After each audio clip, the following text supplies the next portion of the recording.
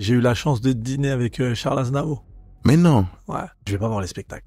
Ça me saoule. Il y a Sylvain. Sylvain Wilton. Wilton. C'est le meilleur. Sylvain. Je suis en France, parle-moi français. Je te jure, des fois, je parle avec des gens, ils me disent, ouais, j'ai adoré ton acta. Je dis, quoi? Faut se concentrer sur une chose. Faire rire. C'est Ed tout. Gollery, ouais. Ouais. Jamel, il faut remercier à vie, tu vois. Le fait qu'il ait ouvert cette porte-là, tu vois, pour nous donner cette opportunité. Et ouais, nous, on avait peu de références. Aujourd'hui, je pense qu'ils en ont trop. Je m'en bats les steaks de ce qu'il raconte l'autre. Parce que quand on monte sur scène, t'es nul. Au quartier, on le sait. Tu respectes pas les codes, t'es écarté du groupe. C'est comme ça. Parce que crois-moi, les plus décevants, c'est les gens de ta communauté, je te le dis. Il y a des petits, ils tapent. Tu crois c'est un adulte, il a tapé, mec. T'entends pas. Bon, aujourd'hui, je reçois un gars que j'aime beaucoup. Je suis content de le recevoir parce que c'est un stand-upper de talent. En plus de ça, quand je le vois, ça me rappelle mes débuts. Parce qu'on a commencé ensemble, on a charbonné ensemble. Je pense que j'ai plus besoin de vous présenter Ahmed Sparrow. Ahmed Sparrow, merci d'être venu jusqu'à chez moi dans le 77. Putain. Cette petite balade. Je croisais deux, trois chevaux. Non mais le pire c'est que c'est même pas une blague, c'est qu'à l'entrée du village, il y a des chevaux. Ouais. Tout seul. Et tu sais que c'est un jardin. C'est-à-dire que quand t'arrives, il y a une meuf dans son jardin, elle a des chevaux. Ouais, c'est même pas un centre équestre. C'est pas un centre équestre. C'est genre, elle a des chevaux comme nous, on a des chats et tout ça. Exactement. Ouais, c'est un délire. On est dans ce niveau de 77. Ah, on est vraiment dans le... Bah, c'est le top niveau du 77. Qu'est-ce que je te dise? 77, c'est un département spécial, mais là, on est vraiment dans le top. Ouais, t'as apprécié ce voyage jusqu'à la campagne? Ouais, j'aime bien, c'est dépaysant. C'est dépaysant. Et plus j'avançais dans ma tête, plus je me disais, mais qu'est-ce qu'il fout là, quoi? Qu'est-ce qu'il fout là? T'es congolais. En fait, c'est ça. C'est, voilà, quoi. Tous les gens ici, ils ont des bottes. T'as croisé Charline Gals? Non, tous les gens ici, ils ont des bottes avec de la terre et tout. Je vois ce que je veux dire. C'est vrai. C'est vrai. Les gens, ils sont gentils, hein. Il y a 2 dames qui sont arrêtées en voiture. Il y en a une qui m'a suivi sur genre 1 kilomètre pour se mettre à côté de moi pour me dire, monsieur, vous avez un truc qui pend en bas et tout. Et quand je me suis garé, la voisine d'en face, elle est venue. Je me suis dit, ouais, peut-être elle veut pas un arabe dans le coin, tu vois. Mais en fait, non, pareil. Très gentils, hein. Ils sont très gentils. Mais ici, c'est l'extrême droite qui passe. Ah bah. C'est marrant, hein, c'est paradoxal, hein. Ouais, mais ils sont gentils quand tu les croises. Après, dans les urnes, c'est autre chose. Dans les urnes, c'est autre chose. Ah ouais. Quand tu les croises, ils sont tous très gentils. Non, bah écoute, je suis venu jusqu'ici, t'as vu, notre vie, elle est compliquée en tant que stand-upper, hein. Toi, t'es stand-upper, d'ailleurs. Ouais. Stand-upper, t'as commencé il y a 2012, toi, je crois, c'est ça? 2013. Ouais. Putain, je te voyais, oui. C'est-à-dire, j'ai commencé 1 an avant. Ouais, putain. 2012, putain. Et aujourd'hui, tu remplis des salles, putain. Ça a été quoi ton parcours, Oula. Jusqu'ici, là? Moi, j'ai un parcours, je prends mon temps, comme dans tout. Tu vois? Je suis pas un mec pressé. Ouais. Je fais mes trucs, je découvre, j'apprends. J'aime ce métier, tu vois. J'aime faire des blagues et tout, mais j'aime juste faire des blagues. C'est-à-dire? J'aime pas tout ce qu'il y a autour. Bah oui, mais t'es pas le seul. La fame, tu veux dire? Ouais, c'est pas mon délire. Ah, c'est traîner et tout, non. Non, moi, je rentre, je suis à la cité. Je vois mes potes, je suis dans des endroits où le stand-up, ils connaissent pas. Tu vois? Tu sais, les trucs de, ouais, mais j'adore ton amorce, ton acta ou tes trucs. Les mots qui me cassent les couilles. Je suis en France, parle-moi français. Je te jure, des fois, je parle avec des gens, ils me disent, ouais, j'ai adoré ton acta. Je dis, quoi? Ouais, ton acta. Je dis, c'est quoi ça? Ils me disent, ouais, la manière dont tu joues, ta manière de le jeu dans la blague. Je dis, ah, ok, d'accord. C'est juste une blague, quoi. C'est devenu technique, le stand-up. Ouais, mais le problème, c'est que trop de technique, tue la technique, mec. Ouais.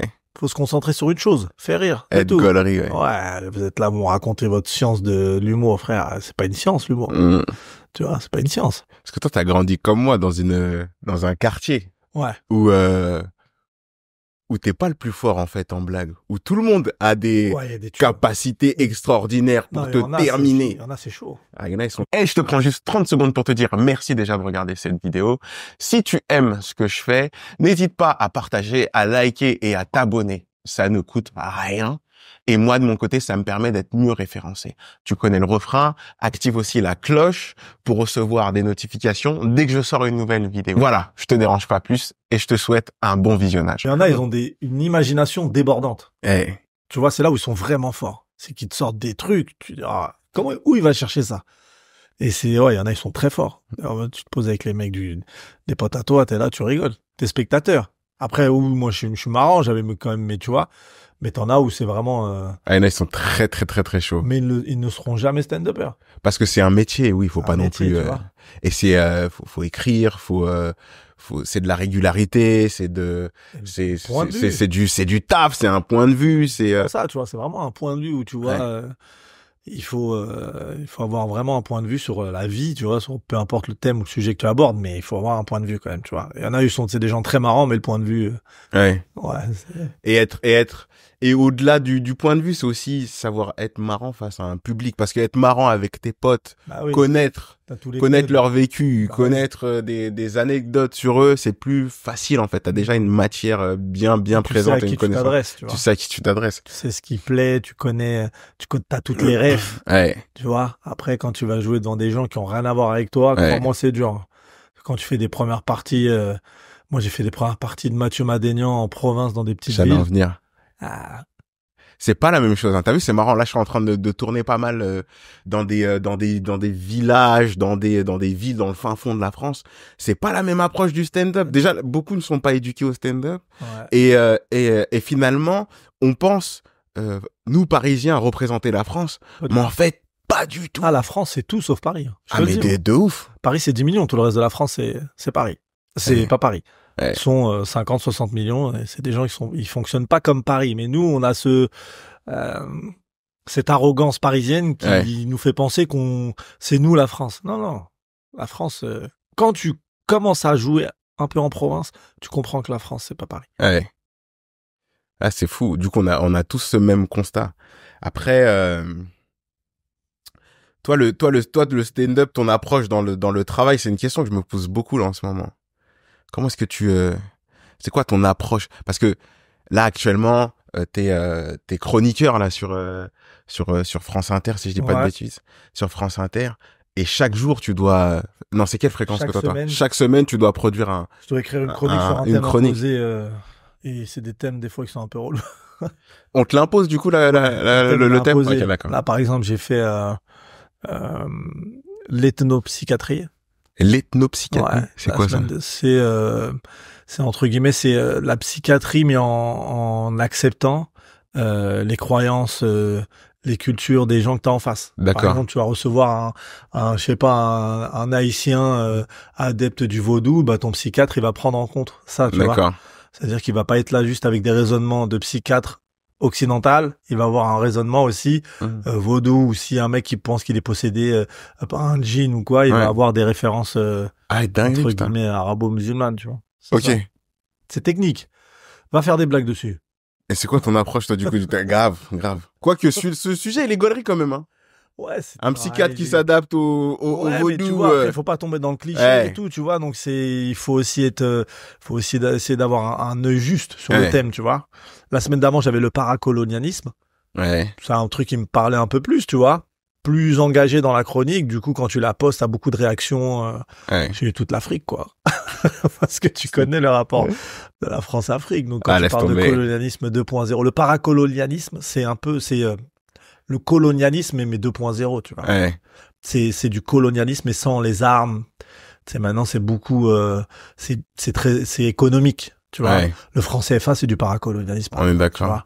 La France elle est plus dans les pays, elle est plus implantée, mais elle contrôle encore ces pays, tu vois. OK. Tu vois, c'est ça. Il se passe aussi un peu à Mayotte où ce genre de sujet qu'on veut pas aborder qui pique. Le genre de sujet tabou. Faut demander à François Bayrou, mais il préfère aller à Pau, ce chien, là. Ce que je te dis. Ah non, putain, du coup, tu dois traiter pas mal de fois l'actualité. Ouais. Et c'est quoi ton approche, du coup? Comment est-ce que tu bosses un sketch, par exemple, pour France Inter? Est-ce que ça change quelque chose, du coup, d'être à la radio, ou non, ta méthode de travail, c'est la même? C'est différent. C'est pas, tu vends pas des blagues à la radio comme tu vends des blagues sur scène, tu vois. Moi, quand je vends des blagues sur scène, elles sont vraiment, elles se rapprochent beaucoup de moi, de ce que je suis. En radio, t'as quand même une manière de parler, tu vois. Tu peux pas arriver comme t'es sur scène avec des intonations scéniques, avec des temps de pause que t'as sur scène et tout. C'est pas pareil. En plus, t'as un temps. Ouais, t'as 3 minutes 30, donc ton débit, il est différent, ton phrasé, il est différent. Ouais. Tu vois, t'es pas libre, t'es assis, t'as pas la gestuelle, tu tiens pas un micro. Déjà, c'est difficile, déjà juste assis, d'avoir le débit que t'as debout. Tu vois, la manière de parler que t'as debout. Tu sais, quand t'es assis, t'es beaucoup plus posé. Quand t'es plus posé, forcément, tu vas parler de manière plus posée. T'es moins dynamique, Donc, ouais, c'est différent. Et t'apprends tous les jours, hein. En vrai, là, je sais pas, j'en suis peut-être à ma 10e, mais en vrai, tous les jours, j'apprends. Tous les jours, je suis là, ouais, en fait, ça, faut faire ci, ça, c'est très, c'est un bon exercice. J'aime bien l'exercice. Moi, ce qui m'intéresse dans ça, c'est de me dire, bon, faire une chronique par semaine avec des thèmes imposés, des trucs sur lesquels j'aurais jamais écrit, tu vois. Et de me dire, bah, vas-y, qu'est-ce que je peux en tirer de ça, tu vois. On m'a donné l'orthorexie, par exemple. Vas-y, qu'est-ce que je vais pouvoir dire de ça, tu vois. C'est de donner ton point de vue, on en revient au point de vue, effectivement. C'est ça. Je pense que j'ai souvent cette discussion avec un gars avec qui j'échange beaucoup, avec qui on a écrit la série La Barbershop. Et oui, effectivement, c'est un point de vue qu'on attend d'un humoriste. C'est pas essentiellement aussi de faire des blagues. Comme moi, je vais voir Dave Chappelle, par exemple, qui vient à Paris. Bon, t'y vas parce que c'est le GOAT, mais t'y vas aussi parce que le mec peut te parler de n'importe quoi et te faire gaulerie avec n'importe quoi, en fait. Et ce qui fait vraiment gaulerie, c'est son approche à lui, son angle. Il a des angles qui sont incroyables. Il est capable de te mettre... Aujourd'hui, Dave Chappelle, c'est plus ça. Hein. Tu rigoles moins, mais quand tu regardes, tu dis, il est fort. C'est plus ça. Moi, c'est les réactions que j'ai, c'est, il est vraiment fort. J'y avais pas pensé. Tu vois ce que je veux dire? C'est ça, en fait. Je me dis à quel point il tord un sujet pour trouver des points de vue auxquels on s'y attend pas, tu vois. Et tu penses qu'il va te mettre un droit, mais il arrive avec un crochet. Et il disparaît, il réapparaît, et tu sais jamais, en fait, comment l'apprivoiser, en fait. Il est incroyable. Il est fort. Incroyable. Mais c'est la chronique, c'est ça, mais c'est mon approche du stand-up, elle est très comme j'ai grandi, moi. Tu vois? J'y vais comme je le sens. Tranquille. Ouais, j'y vais comme je le sens. C'est vrai. Comme je t'ai dit, je suis pas dans les mathématiques de l'humour. Le problème aujourd'hui, c'est que les gens, ils sont dans les mathématiques de l'humour. Nous, on avait des références en humour. Tu vois? Aujourd'hui, ils en ont trop. Je vois ce que tu vois ce que je veux dire? On avait des références. On avait Gad, on avait Jamel. Moi, celui qui m'a vraiment donné envie, c'est Thomas Nigel, tu vois? Parce que, pareil, 9-4, parcours, en fait, c'est là où tu te dis, je peux le faire. C'est chez toi, c'est à côté de chez toi. C'est ça, en fait. C'est Alfortville, Maison Alfort. Mais il te fait prendre conscience que c'est possible. Tu vois ce que je veux dire? Et c'est ce qu'a fait le Jamel Comedy Club aussi, même si nous, on est arrivé après, bien après. Le fait de voir des gens qui nous ressemblent, tu dis, on peut le faire nous aussi. Avant, malheureusement, on n'en avait pas trop, tu vois. Sur ça, Jamel, il faut remercier à vie, tu vois. Le fait qu'il ait ouvert cette porte-là, tu vois, pour nous donner cette opportunité. Mais ouais, nous, on avait peu de références. Aujourd'hui, je pense qu'ils en ont trop. Tu vois, ils connaissent tous les Américains, ils écoutent des podcasts. Ouais, même les réseaux sociaux, gars. J'écoute même pas de podcast en français. Je vais écouter un podcast en anglais. Tu vois ce que je veux dire? Il dit, l'autre, il dit ça dans son podcast. Je m'en bats les steaks.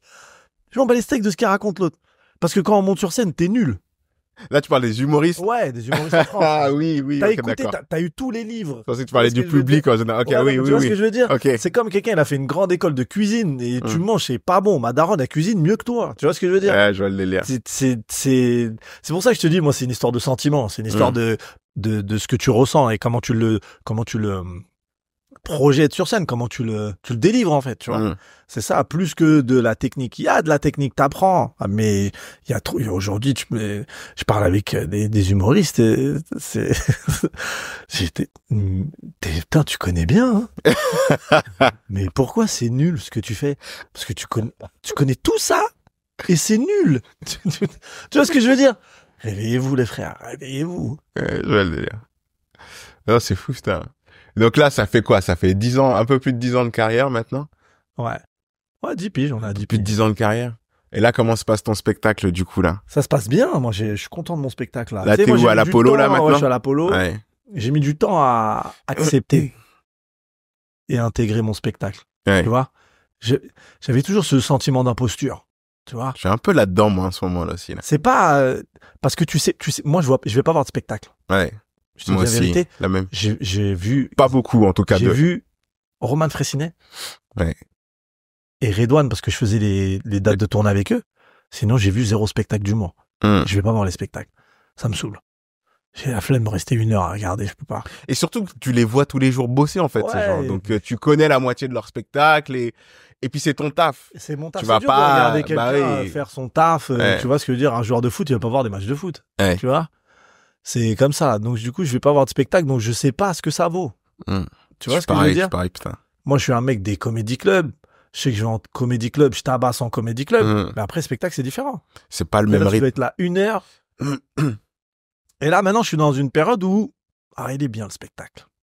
Je le vois, je le sens. Tu vois? Je regarde pas les autres, mais je sens que mon spectacle, pendant 1 heure, il est rythmé. Tu vas me dire, c'est 1 heure, tu rigoles pendant 1 heure. Tu vois? Les gens, ils sortent, ils sont assez courts. Et puis après, t'as les journalistes, ils viennent. Les journalistes sont quand même durs, tu vois? Surtout des journalistes qui n'ont pas tes codes. Je sais pas si tu vois ce que je veux dire. Ouais, je vois très bien. Télérama, moi, ils viennent, ils mettent les 3T. Quand ils mettent les 3T, je suis touché par ça parce que je me dis 3T quand même, c'est costaud. Il y a peu d'humoristes qui ont les 3T, tu vois. Et tu dis, ça veut dire qu'ils ont vraiment apprécié le spectacle avec des gens qui n'ont complètement ils ont pas les mêmes références que toi, tu vois. C'est des gens extérieurs à ce que t'es toi et comment elle est ta vie, et ils aiment ce que tu fais. Et là, tu dis, là, peut-être on tient quelque chose de bien, tu vois. Moi, les gens, entre guillemets, quand je dis ma communauté, des gens issus de l'immigration, des gens qui ont grandi un peu, des gens ouverts. Moi, c'est plus ça en vrai, des gens ouverts d'esprit et tout. Ça leur plaît, je le sais, je les connais, tu vois. Tu vois, c'est comme si, des fois, tu sais, on a tous eu ça. Des fois, on joue au Paname, plateau de 23 heures. C'est plateau de la casse, ce qu'ils appellent le plateau de la casse, parce que nous on sait, pour moi c'est pas le plateau de la casse, c'est un plateau comme un autre, tu vois. Mais les humoristes blancs ils disent mais il y a quand même pas mal d'arabes bêtes noirs, tu vois, alors qu'il y en a 15, hein, tu vois ce que je veux dire. Et nous c'est normal, c'est pas bobo, c'est pas gauche. Je les connais, j'ai aucune crainte, tu vois ce que je veux dire. Eux ils appréhendent.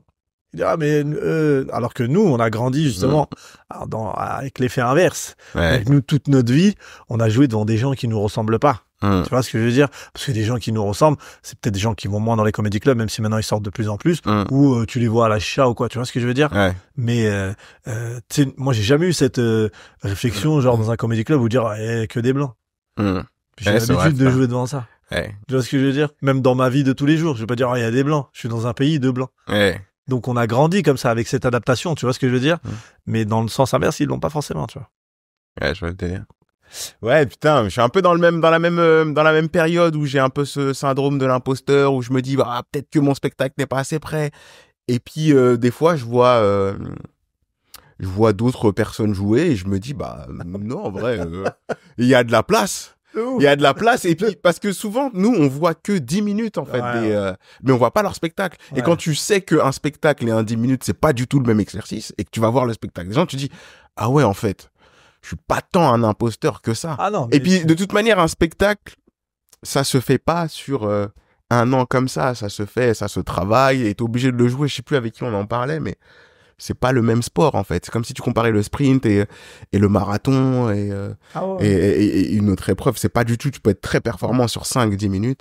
Mais c'est comme et sur 1 heure. C'est comme un single et un album. On est d'accord. C'est la même chose. Tu peux faire un gros coup sur un single, mais ton album il est nul. Et il y en a plein qui le font ça. L'humour c'est pareil. Tu fais un titre et tu disparais quoi. Et le problème aujourd'hui c'est qu'il y a tellement d'humoristes et tellement il y a trop de flux, il y a trop de trucs. Tu vois ce que je veux dire? C'est dur de se démarquer. Mais il y a de la place pour tout le monde. Je pense que c'est plus dur, dans le sens où il y a plus d'offres. Mais il y a toujours de la place, je pense. Les gens se perdent. Oui. S'il y en a trop. Tu vois ce que je veux dire? Donc, il faut vraiment imposer sa marque. Vraiment, faut que les gens, ils se rendent compte que lui, c'est pas pareil. Lui, on sent que c'est costaud. Tu vois ce que je veux dire? Il y a plein de gens qui sont bons, tu vois. Et aujourd'hui, il y a un phénomène. C'est sur les réseaux sociaux. Les gens, quand je dis du grand public, ils ont pas notre connaissance du terrain. Ils ont pas notre connaissance du vrai niveau de l'humour. Nous, en tant qu'humoristes, on connaît le vrai niveau de l'humour. On est dans les comédie clubs, on sait qui est qui. Tu vois ce que je veux dire? Mais quelqu'un du grand public, il sait pas. Et voir un mec, ça fait 2 semaines qu'il est sur scène, il a un passage de 1 minute 30, voire 1 minute 10 qui est bien. On dira, lui, il est fort. Alors que nous, on sait. Non. Il a capté la vidéo au bon moment, le public était bien, mais il faut venir voir sur scène. Vous allez voir c'est quoi. Venez voir sur scène le vrai niveau des gens. On connaît.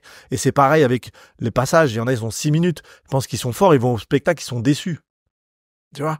C'est beaucoup le cas en ce moment parce que il y a cette, on est dans une espèce de course où faut aller vite ou truc. Non, moi je suis pas dans ça. Moi, je prends mon temps, je rends un travail de qualité. Tu viens, t'inquiète pas, tu seras satisfait. Ouais.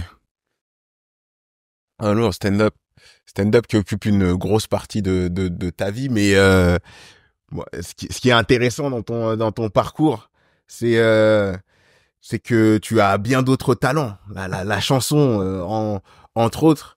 Et avant de commencer le stand-up, il me semble que t'avais une carrière dans la chanson et beaucoup de gens ne le savent pas, ça. J'ai pas eu de carrière. En tout cas, en fait, j'ai fait une école de comédie musicale parce que je sais pas si je peux dire ça. Je suis chanteur. Je sais pas si je peux dire ça vraiment. Mais en tout cas, j'ai un niveau de chant. T'as pas besoin d'autotune pour chanter. Professionnel, quoi. T'as pas besoin d'autotune pour chanter. Ah non, pas du tout, non. Ouais, donc t'es un chanteur, alors. Ouais, mais ça, c'est une passion de voiture. Une passion d'enfance où quand tu vois tes frères, tes sœurs, tes parents chanter des musiques du pays et tout, tu vois, tu chantes. Ouais. Tu kiffes sans t'en rendre compte, en fait. Et après, tu te rends compte, tu découvres un talent. Tu dis, ah ouais, en fait, je sais chanter, tu vois. Ah ouais, en fait, je chante genre vraiment bien, genre. Je peux faire des trucs et tu t'en rends pas compte au début. Pour toi, c'est juste un amusement. Ouais. Et après, c'est quand les gens ils te le disent. Et puis ensuite, quand tu vas, pour moi, je fais une école de comédie musicale et que t'as des professionnels qui disent, ah, quand même, là, on est sur du très bon niveau, bah, tu te rends compte de ça. Mais le problème, c'est que je préfère les blagues. Ouais, à la chanson. Tu vois ce que je veux dire? Ouais, je vois le délire. C'est que je préfère les blagues. Mais l'un n'empêche pas l'autre, gars. Jamie Foxx, il a fait les deux. Grave. T'as vu le dernier? J'ai regardé par curiosité. Putain, j'ai pas vu, non? J'ai regardé, il l'a mis sur Netflix, pas kiffé. Moi, je pense que c'est dur. Il a pas été sur le terrain pendant des années. Il revient, il sort un spectacle. Je pense qu'on a voulu lui signer un contrat. Netflix, ils lui ont signé un contrat. Ils se sont dit, de toute manière, on va mettre son nom, les gens vont regarder, on va tous se faire des thunes. Lui, peut-être qu'il arrive à un stade de sa vie où il veut un peu plus de thunes. Mais le problème, c'est que dans les faits, il a pas été présent dans les comédie clubs pendant des années, Jamie Foxx. Ouais, c'est ça. Et quand t'arrives, le problème, c'est que c'est comme le sport, en fait, le stand-up. Si tu pratiques pas, si t'es pas au contact du terrain, bah, quand tu reviens, Mais les gens, c'est ce qu'ils se sont dit avec Dave Chappelle, sauf que Dave Chappelle, quand il a arrêté pendant 10 piges, bah, il a pas vraiment arrêté, lui, hein. C'est ça, mais il jouait tout le temps. Il jouait tout le temps, hein. Il était tout le temps dans les comédie clubs, dans le monde entier, mais il était dans les comédie clubs. Il jouait dans des chants, il jouait dans des... C'est qu'il s'est jamais arrêté, en fait. Jamais arrêté. Au niveau du grand public, les gens ne savaient pas, mais les gens qui sont sur le terrain, ils le savaient. Et puis Jamie Foxx, lui, il fait de la musique, il fait du cinéma, beaucoup de cinéma, c'est ça. Il a quand même un Oscar, tranquille, il est pas obligé de faire le spectacle. On est d'accord. C'est ça. D'accord. Mais c'est comme si, comment il s'appelle, Eddie Murphy revenait avec un... C'est sûr, ça sera moins bien. Mais Eddie Murphy le dit lui-même, il dit, moi, il y a de fortes chances que je ne reviendrai pas, même je crois qu'il a dit clairement, parce que je sais que je serai plus au niveau de... Oui, ils rêveraient tous qu'ils reviennent. Bah ouais, mais il est obligé de revenir et de s'entraîner comme un... Enfin, il est obligé d'aller au comédie club et charbonner pendant des mois, peut-être même une année, des années, je sais pas combien de temps, mais en tout cas, tu dois revenir à la salle d'entraînement. Ouais, il faut s'entraîner, faut pratiquer. C'est important de pratiquer. Là, tu ne dois pas faire un truc dans la musique, toi. Non, une comédie musicale, ouais, peut-être. C'est ça occupe mes pensées là ces derniers temps. Après le spectacle, je pense que j'aimerais bien faire ça. Une comédie musicale marrante. Ouais. Parce qu'en France, on a une vision de la comédie musicale qui est biaisée un peu, tu vois. Ouais. Parce que nous, c'est Kamel Wally. C'est pas des comédies musicales. Ouais, on avait eu cette discussion. C'est des spectacles musicaux. Ouais. Une vraie comédie musicale, c'est avec des vrais comédiens. Et ça peut être très marrant. Nous, on pense que c'est juste des chorégraphies à 800 personnes. Non. Une comédie musicale à 3, c'est très marrant. Tu vois, mais il faut savoir le faire. J'ai pas encore trouvé l'ingrédient ou le truc qui va me dire ah non, c'est le moment, mais on va y arriver, je pense. Ils ont bien fait la haine en comédie musicale. Ouais, bah, bien sûr, tu peux tout faire, de toute manière, en comédie musicale. Après, tout ce qui change, la comédie musicale, c'est un genre. Après, c'est ce que tu vas raconter, comment est-ce que tu vas la raconter, l'axe que tu vas prendre et l'imagination que tu vas mettre dedans. C'est après, non, c'est lourd, putain. Voilà, on a fini. Non, mais en vrai, si tu veux mon ressenti du stand-up. Non, je veux juste avoir une discussion avec toi. Moi, je suis là. C'est pour te dire, parce que je l'ai jamais dit ça. Moi, j'aime le stand-up sur scène.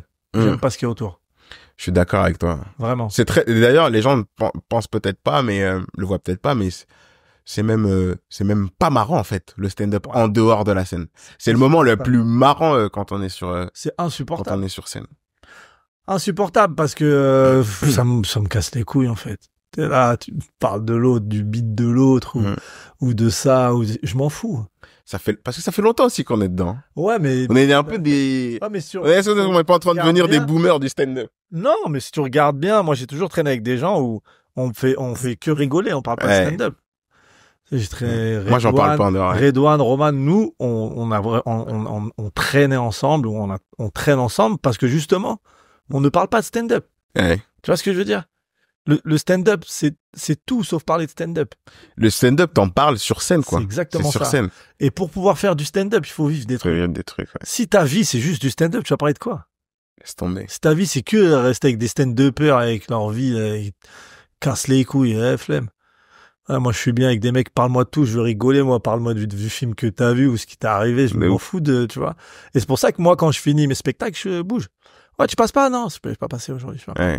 Si je viens, je joue, je me barre. Bah, tu vois, tu me demandais pourquoi je suis venu dans le 77. Ouais, t'es bien ici. Pour ça. Moi, c'est pour ça que je reste à Champigny. Tu loupes des opportunités, je pense, parce que tu ne côtoies pas certaines personnes ou tu passes à côté de certaines rencontres. Mais par contre, t'as une qualité de vie différente. Et puis moi, j'ai très vite, quand j'ai commencé dans le milieu, je me suis très vite rendu compte que t'as énormément de personnes qui sont fausses, en fait. Oh. Tu leur parles. Quand toi, t'as l'habitude d'être avec tes gars qui disent la vérité, que ça. T'as énormément de gens qui sont faux, malheureusement. Et après, voilà. Moi, c'est comme ça que je l'ai pris. Moi, j'ai préféré me protéger. Je me suis dit, vas-y, je vais faire ce que j'ai à faire. Les miens, je les reconnais. Ceux qui sont pas sincères, bah tant pis. Je vais rester poli avec eux, mais je vais faire ma vie. Et le problème, c'est que tu peux si tu traînes trop avec des stand-uppers, si tu traînes trop dans un milieu général, ça peut t'empoisonner et ça peut avoir un impact direct sur ta santé. Et moi, je l'ai très vite senti. Je me suis dit, vas-y, non, mais de ouf. Je vais faire mon taf, je vais venir, je vais passer du bon temps avec mes gars et puis après, je vais rentrer tranquille. Mais après, toi, très vite, t'as eu cette lucidité et t'as eu ce cadre de vie. Ouais. Je parle pas de l'endroit où tu vis, mais dans ta vie personnelle où t'as pu te dire, bon, ça va, j'ai ce qu'il faut. Ouais. J'ai les choses qui, et t'en as, ils ont pas ça encore. Il y a beaucoup de gens, ils sont pas de Paris, ils viennent, ils sont seuls. Ouais. Faut trouver des occupations, ils restent avec des gens, des fois malgré eux, tu vois. Moi, quand j'arrive dans le stand-up, tu fréquentes des gens. Aujourd'hui, je regarde, comment j'ai traîné avec lui, moi. Tu vois ce que je veux dire? Comment j'ai traîné avec lui, moi. Je suis pas comme ça, moi. Tu vois ce que je veux dire? Tu vois ce que je veux dire? Au début, tu penses que la personne va te ressembler peut-être parce que vous exercez le même travail, vous êtes dans la même galère. Parce qu'on est dans la galère au début. Tu vas mettre un temps à rencontrer les personnes, ton vrai socle. Tu vois ce que je veux dire? Tu vas mettre du temps. Tu les découvres pas comme ça. C'est normal. C'est normal. T'arrives dans un nouveau milieu, tu croises des stand-uppers, vas-y, on se voit, mais vous avez rien à voir tous les deux. On n'a rien à voir, toi et moi. Ouais. Tu vois? Aujourd'hui, on se voit, on serre la main, ça va truc. On n'a rien à voir. Ouais, Au fur et à mesure, t'affines tes amitiés, tu sais qui est qui, tu vois. Aujourd'hui, moi, je sais qui est qui. On sait, de toute façon, les gens, ils le voient, avec qui je traîne dans le stand-up. Les gens, ils savent. Donc, sinon, et en vrai, la majorité du temps, je suis pas avec des gens qui font du stand-up. Ils connaissent rien au stand-up. Ils savent même pas qui est qui. Je viens, c'est une bouffée d'air, t'as même pas idée. Ouais. Les fréquentations, mais bien sûr, ton entourage. Je viens, je dis, ouais, au Paname. Il me dit, c'est quoi le Paname? Ils savent même pas ce que c'est. Tu vois ce que je veux dire? Tu te racontes sa vie, c'est marrant, c'est mieux, moi je préfère ça. Ouais, d'accord. Donc là, t'arrives à un stade de ta vie où t'as trouvé un équilibre dans tes relations et dans tes amitiés. Et puis moi j'ai toujours, tu connais, j'ai une fierté, j'ai jamais quémandé quoi que ce soit. Ouais. J'ai jamais rien demandé. Tu sais, moi, quand j'ai fait un interview avec Télérama, elle me disait, moi, je suis venu te voir et tout. La meuf, elle me disait ça, Rossana, très gentille et tout. Elle vient me voir et elle a surkiffé le spectacle, tu vois. Ouais. Et elle me dit, mais je comprends pas, pourquoi t'es pas dans des plus grandes salles et tout. Je lui dis, mais, non, je lui dis, mais. Heureusement, c'est pas le talent qui fait ça me va, moi. Ouais. Je te le dis. Si, toute ma vie, je peux faire des salles de 200, ça me va. Salle de 200, c'est déjà de très bonnes salles. Mais je suis bien. Tu vois ce que je veux dire? Et j'ai pas fait de forcing. Ouais. J'ai collé personne pour faire un truc. Ouais. Tout ce que je l'ai fait tout seul. Tu vois ce que je veux dire? Les gens, ils venaient dans les comedy clubs, ils savaient. Moi, je venais, les gens, ils savaient sur le plateau. Je sais ce que je dois faire. Je suis un compétiteur. moi, c'est dans l'âme, c'est comme ça. Je viens sur scène, mon but, c'est de fracasser la scène. Les gens, ils savent. C'est pas grave. Je sais que je l'ai fracassé. L'autre, il fait ça, il fait de la télé. C'est bien. Je suis content pour tout le monde. Mais moi, ça me frustre pas, en fait. Ouais. Tu vois ce que je veux dire? Tu sais, de se dire, ouais, pourquoi t'es pas dans une... C'est pas... Ça m'atteint pas. C'est pas une fin en soi de remplir des salles de... Si ça doit arriver, ça arrivera. Ouais. Même si je suis pas un fan de ça, moi, je suis pas un fan de la célébrité ou, tu vois, moi, par exemple, sur mes réseaux, à part du stand-up, tu verras rien d'autre. Ouais. Tu vois? Je me filme pas. J'ai du mal avec ça, tu vois. Donner mon avis, parce que je veux vendre ce que je fais. Tu vois? Ah, mais aujourd'hui, ça passe aussi par ça. Ouais, mais les gens aujourd'hui, et c'est bien hein, pour eux. Mais moi, c'est pas ma manière de voir les choses. Ouais. Mais aujourd'hui, ils font tous des vidéos face cam. Tu sais, à tous donner leur avis et tout. Si ce que tu dis face cam, c'est marrant, pourquoi tu le fais pas sur scène? Parce que tu sais que sur scène, ils vont pas gaulerie. Tu comprends? Oui. Ça, c'est une vérité que tu es en train de dire, que c'est plus facile de poster une vidéo et de balancer tes arguments sans avoir le retour en direct. Mais t'as pas le retour en direct, t'as pas le cadre qui t'impose à un certain niveau. Mais ça, entre nous, on le sait, il y a rien qui vient au-dessus du stand-up. Même le théâtre. C'est ça. Même si, enfin, en termes de, comment dire, en termes de difficulté, je veux dire, hein, je suis pas en train de dénigrer les autres arts, mais en termes de difficulté, il y a rien de plus dur que le stand-up parce que t'arrives seul avec un micro, t'as une audience, t'es marrant, t'es pas marrant, t'es pas marrant, ça se voit tout seul. Ça se voit tout de suite que tu sois Dave Chappelle ou que tu sois Dikosh ou une personne qui commence le stand-up. Là, je suis d'accord. Après, je pense que oui, effectivement, c'est plus facile de se cacher derrière un écran, je le sais. T'as du montage, t'as des effets, tu peux dire des choses qui sont pas drôles, personne viendra te le dire, bon, à part en commentaire. Mais aussi, je pense que tu peux faire les deux dans un sens où, soit une chose, soit les deux, mais tu peux faire les deux dans un sens où ça ne se cannibalise pas, en fait, les... Non, mais moi, je te donne mon point de vue me concernant. Tu sais, quand on me dit, ouais, pourquoi tu fais pas des vidéos face cam? Je fais quoi pour gratter des followers tu fais ce que tu veux. Hein. Non, moi, je vais donner ce que je sais faire. Ouais. Moi, je sais faire du stand-up, je donne du stand-up. Tu vois ce que je veux dire? Si, dans le futur, il y a d'autres trucs que je maîtrise, je le ferai. Tu vois ce que je veux dire? Mais je vais pas me forcer parce que tout le monde fait des vidéos face cam. Parce que t'as beaucoup de gens qui viennent de ça. On parle beaucoup des vidéos genre face cam. Mais face cam, ils te racontent un truc. D'accord. Et des gens, ils ont pas fait de stand-up et après, ils vendent des billets. Ouais, parce qu'aujourd'hui, c'est... Tu vois ce que je veux dire? Ouais. Moi, j'ai choisi le chemin du stand-up. J'ai choisi le chemin de la scène. C'est le chemin que j'ai choisi. Tu vois ce que je veux dire? Ouais, je vois ce que tu veux dire. Je me dis, c'est pas grave. Ça mettra plus de temps. Peut-être que ça explosera jamais, mais ça me va très bien. Non, c'est pas vrai. Après, je pense pas qu'il y ait de recettes prédéfinies. Tu vois ce que je suis en train de dire? Bien sûr qu'il n'y a pas de recettes. C'est pas parce que tu fais des vidéos face cam que tu vas forcément remplir ta salle là. Il y en a beaucoup qui font des vidéos face cam et qui réussissent pas. De réussite à ce niveau-là, t'en as beaucoup. Tu sais comment c'est. Hein. On est des suiveurs. L'humain, c'est un suiveur. Dès qu'il y a un truc qui marche, les gens ils vont faire. Les gens vont exactement. Tu comprends? Moi, je suis d'accord avec toi dans le sens où il faut que tu fasses ce avec quoi t'es en accord et il faut que tu le fasses bien. Toi, là où je respecte ton taf, c'est que tu t'es centralisé sur ce que tu sais faire et c'est ce que tu aimes faire et tu le fais à fond. Et en entreprise aussi, ils le font, c'est se focaliser sur ton cœur de métier et le faire à fond. Et t'auras forcément peut-être aussi plus de chances de réussir. Il n'y a pas vraiment de réponse en vrai. Parce que regarde. En économie, ça s'appelle le non, pas le théorème. Quel concept? Où tu te spécialises dans ce que tu sais faire. J'ai plus le mot. Ouais, tu peux le dire en te recentrant sur ton cœur de métier. En économie, la comparaison entre le vin et je sais plus quoi, là. Ah, tu m'emmènes trop loin, là. Putain, tu me fais stresser comme si le prof il m'interrogeait, là. Tu m'as mis mal. Des cours, ma gueule, c'est important.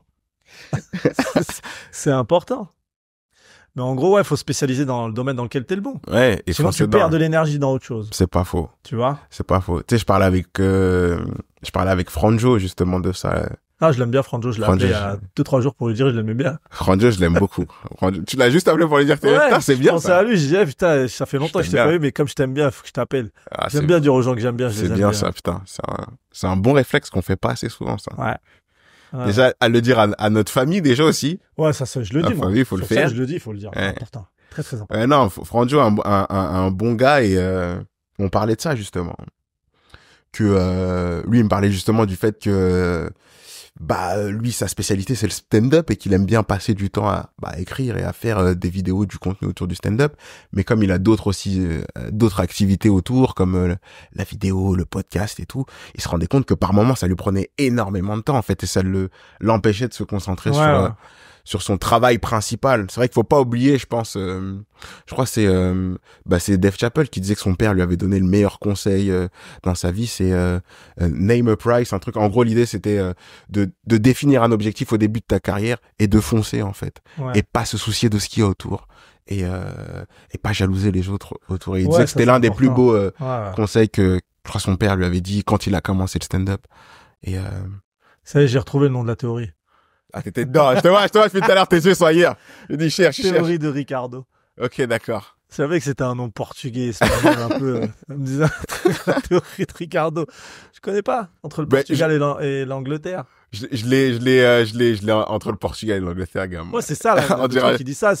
Ils produisent quelque chose et c'est comme un pays qui veut produire du vin. C'est pas ton truc. Ne fais pas de vin. Ouais. Ton truc, c'est le chocolat. Fais du chocolat, mec. Tu vois ce que je veux dire? Il me semble que ça me dit quelque chose, mais là, comme ça, je l'aurais jamais retrouvé. C'est hyper important. Ça s'applique à ce qu'on fait nous. Fais la chose avec laquelle tu te sens le mieux. Reste dans ta spécialité. Ne va pas t'éparpiller à perdre de l'énergie. Moi, je sais faire du stand-up, je fais du stand-up. Et ça marche bien, gars. T'es beaucoup suivi sur les réseaux. Je crois que t'as 100 000 sur Insta. Maintenant, t'es à la radio. Si la radio est venue vers toi, c'est que ça fonctionne. Non, moi t'es un peu, je te trouve modeste, mais ça marche très bien, gars. Je suis pas modeste parce que je connais mon niveau. Je sais que sur scène, j'ai pas de problème. Je sais que t'as pas de problème aussi. Ramenez-moi à qui vous voulez, tu vois, c'est dans ce sens-là, tu vois. J'ai pas de problème avec ça. Mais non, mais sur ta carrière, je veux dire, sur sur l'avancement dans ta carrière. Moi, je trouve que t'as un stade très avancé. Des manques et de ce qui manque et des choses qui ont manqué. Je suis conscient de ça. J'ai pas de problème avec ça. On connaît, on sait comment les gens sont. Ouais. Et ils vont pas favoriser ce qui est fort. C'est comme ça. Qu'est-ce que tu essaies de nous dire là? Les gens, ils te craignent. Les gens, ils te craignent. Ouais.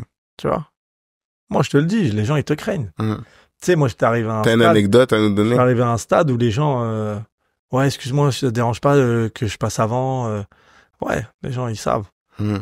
Alors que, dans le sens où c'est dur de passer après, ouais. Ouais, les gens, alors que moi, j'ai pas abordé le stand-up de cette manière. Ouais. Tu vois?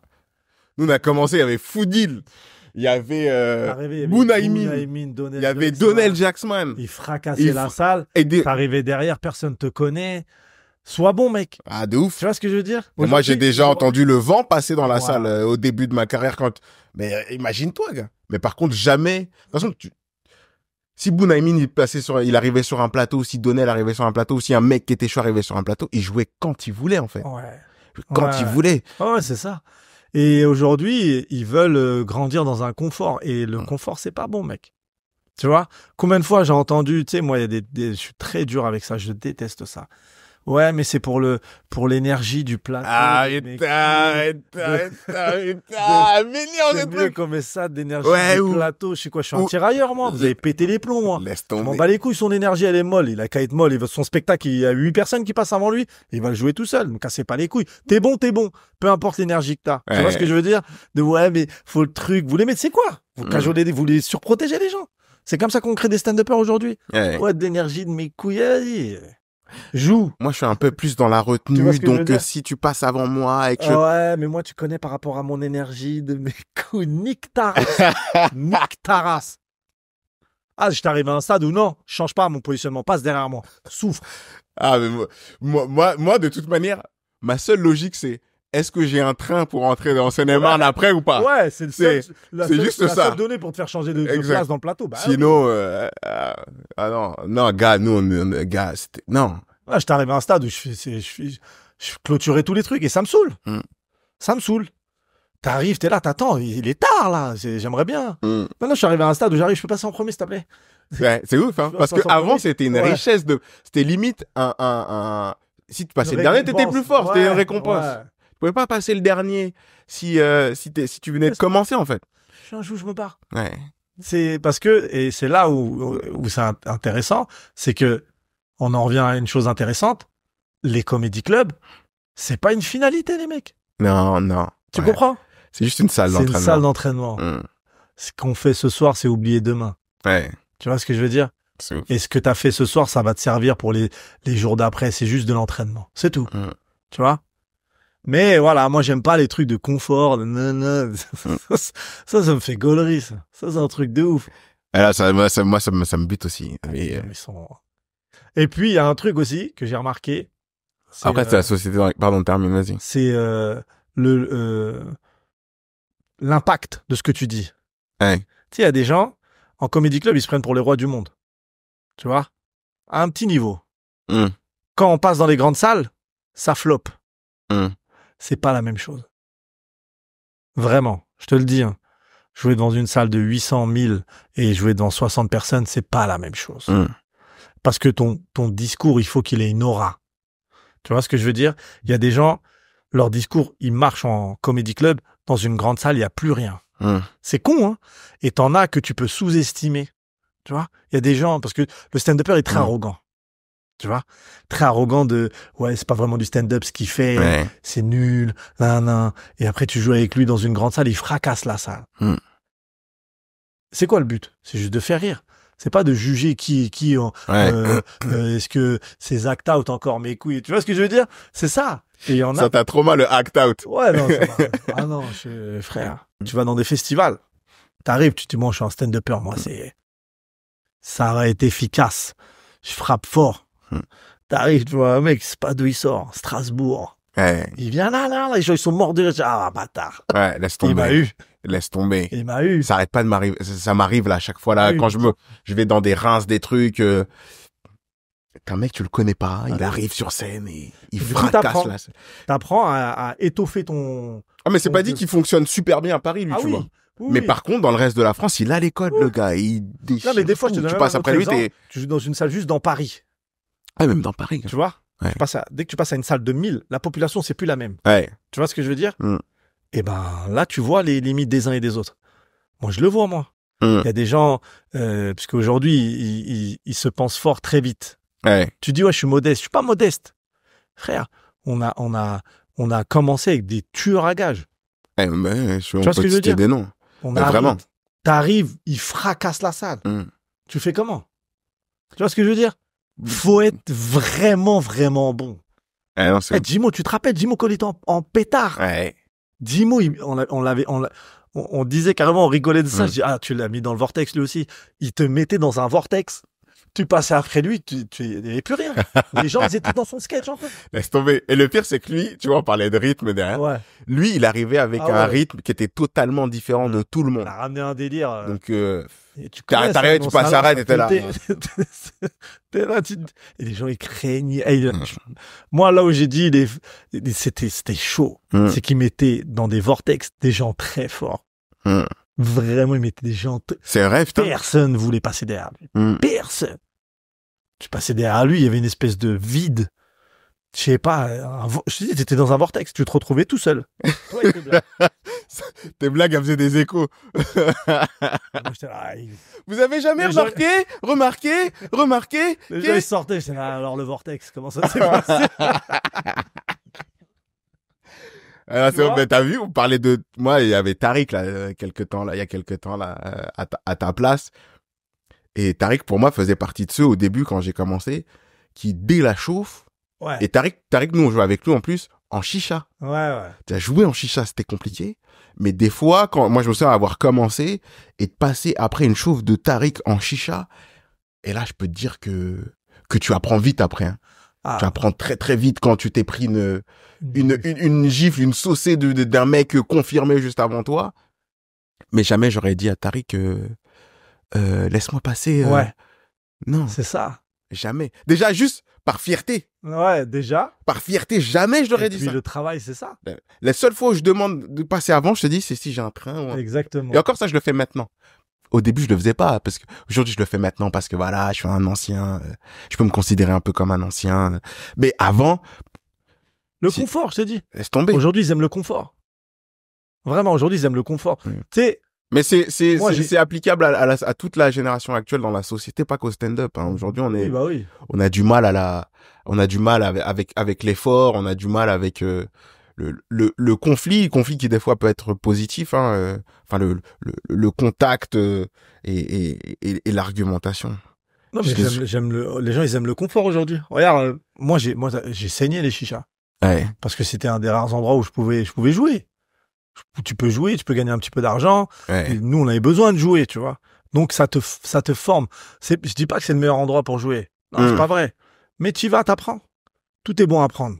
Tu vois ce que je veux dire? Ouais. Aujourd'hui, tu proposes à des gens de jouer en chicha et ils viennent pas.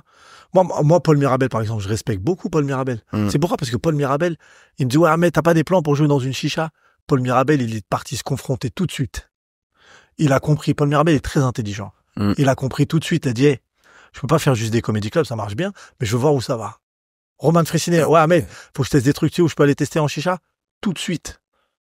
Parce qu'il sait. Ouais, c'est le faux. Tu veux étoffer ton football. Va là où c'est dur. Tu vois ce que je veux dire? Ils y vont. Et aujourd'hui, ils font pas ça. Beaucoup de confort. Ça me fait penser à une phrase de Mickey dans Rocky 3. Il dit à Rocky. C'est vrai que t'es un fan de cinéma, toi. On va en venir après. Rocky, il t'est arrivé ce qui peut arriver de pire à un boxeur. Tu t'es embourgeoisé. C'est la pire des choses. Et c'est valable dans nos domaines aussi. Ouais, je suis d'accord avec toi. L'embourgeoisement, c'est pas bon. C'est pour ça que je respecte Gad, qui revient dans les comédie clubs. Il ressort souvent, Gad. Hein. C'est devenu un exemple de malade. Hein.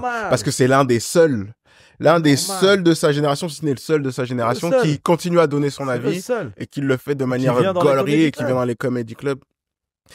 Moi, je kifferais trop. Moi, mon rêve absolu, ce serait de revoir Jamel. Ah oui.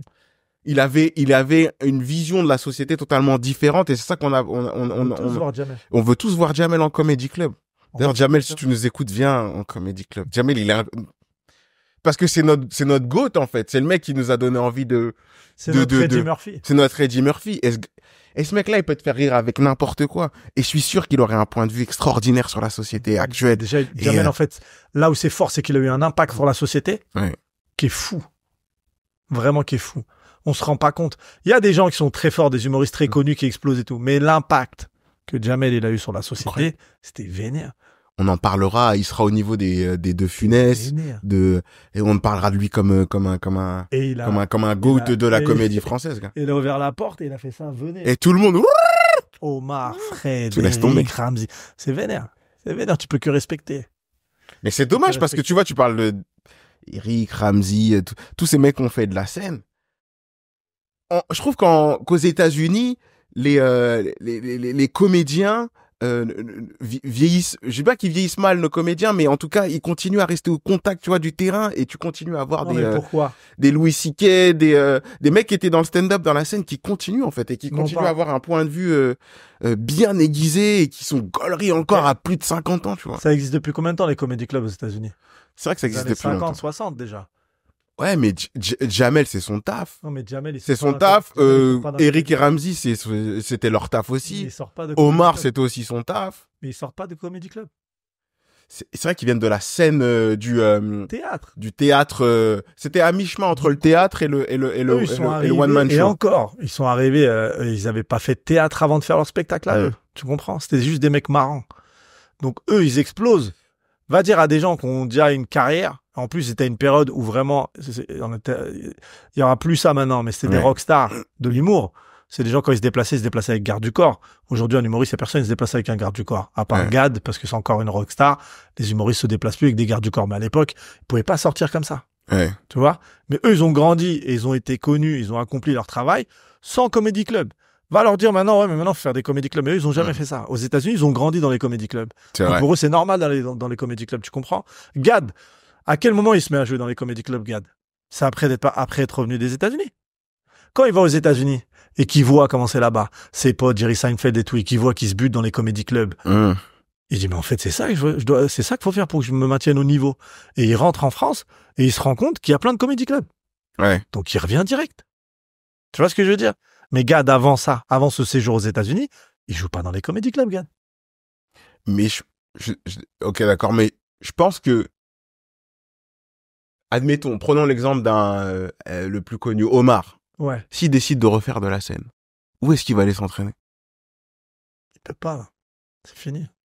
Ouais, non, c'est pas fini. C'est une question de volonté. Ouais. Et puis après, il y a une part d'ego aussi dans le sens où est-ce que tu vas vouloir pas te rabaisser, mais en tout cas, retourner à la salle alors que t'es connu, tu vois. C'est un peu comme si tu joues en Ligue 1 et du jour au lendemain, tu dois retourner, au Five, tu vois. Enfin, jouer un Five. Ouais, Est-ce que t'as envie d'aller jouer un Five? Si t'as joué même la Ligue des Champions. Omar, c'est différent. Mais j'essaie j'essaie de comparer à quelque chose de comparable au niveau français. Omar, c'est quelqu'un, ok, il a fait du théâtre, mais c'était à mi-chemin entre le début du stand-up et effectivement le théâtre. C'était pas vraiment du théâtre, c'était du one-man show, tu vois. Et je me demande aujourd'hui s'il devait reprendre, où est-ce qu'il reprendrait en fait? Au Paname, je pense. Hein. Ah, tu vois. Truc qu'il a eu. Donc dans un comédie club en vrai. Ouais, dans un comédie club, mais ouais. Mais si ça a le temps de le faire, il pourra le faire sans problème. Tu vois. Faut juste qu'il ait la volonté et pas peur de se casser la gueule. Américain, Chris Tucker, il a jamais eu de spectacle avant d'exploser. Tu sais, Chris Tucker, il fait Def Jam. Ouais. Ensuite, il fait Friday. Et là, ça part. Et il avait pas de spectacle à ce moment-là? Il avait juste un passage à Def Jam Comedy où il avait tout arraché. Il était très marrant, il était jeune, ouais, déjà très marrant, et tout. Ensuite, derrière, il fait Friday. Et Friday, c'est un classique. Friday, c'est ton classique d'ailleurs. C'est un des films que je connais le mieux, si c'était celui que je connais le mieux. C'est-à-dire, tu vas le regarder là en rentrant. Je le connais par cœur. Et je sais. Mais en France, les gens connaissent peu, le grand public. Seuls les connaisseurs savent. Friday? Ouais, en France, il y a... Non, mais tu vas demander à un blanc du 12e, il connaît pas. Ouais. Tu vois? Mais aux États-Unis, Friday, c'est culte. C'est cultissime. Ouais, Friday, c'est culte de fou. Friday, vraiment. Next Friday. Mais surtout Friday le Friday. Next. Surtout le Friday avec Chris Tucker, il est cultissime. Ouais. Le casting, il est ouf. Ice Cube, Chris Tucker, Bernie Mac. C'est une tuerie, le truc. Mais Et je crois que pardon, termine, vas-y. Bah, vas-y, Didi.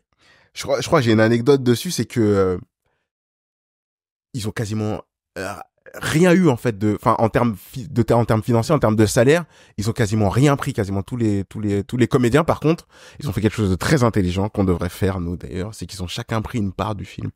Ah ouais. Ils ont chacun pris une part du film en fait, et c'est comme ça qu'ils sont rémunérés. C'est un bon. Hein. Bah oui, mais big respect. Mais nous en tant que comédiens, pour moi, c'est ce qu'on devrait faire. C'est parce que tu sais, c'est quoi la valeur. La valeur ajoutée ou l'or pour un producteur, c'est son casting. Ouais. Nous, le casting, il est là, on se connaît. Moi, demain, je veux Ahmed Sparrow dans un de mes films, j'appelle Ahmed Sparrow en direct. Ouais. C'est mon gars, c'est mon collègue. On a fait des choses ensemble. Si je veux un tel. On a cette force-là. Ouais.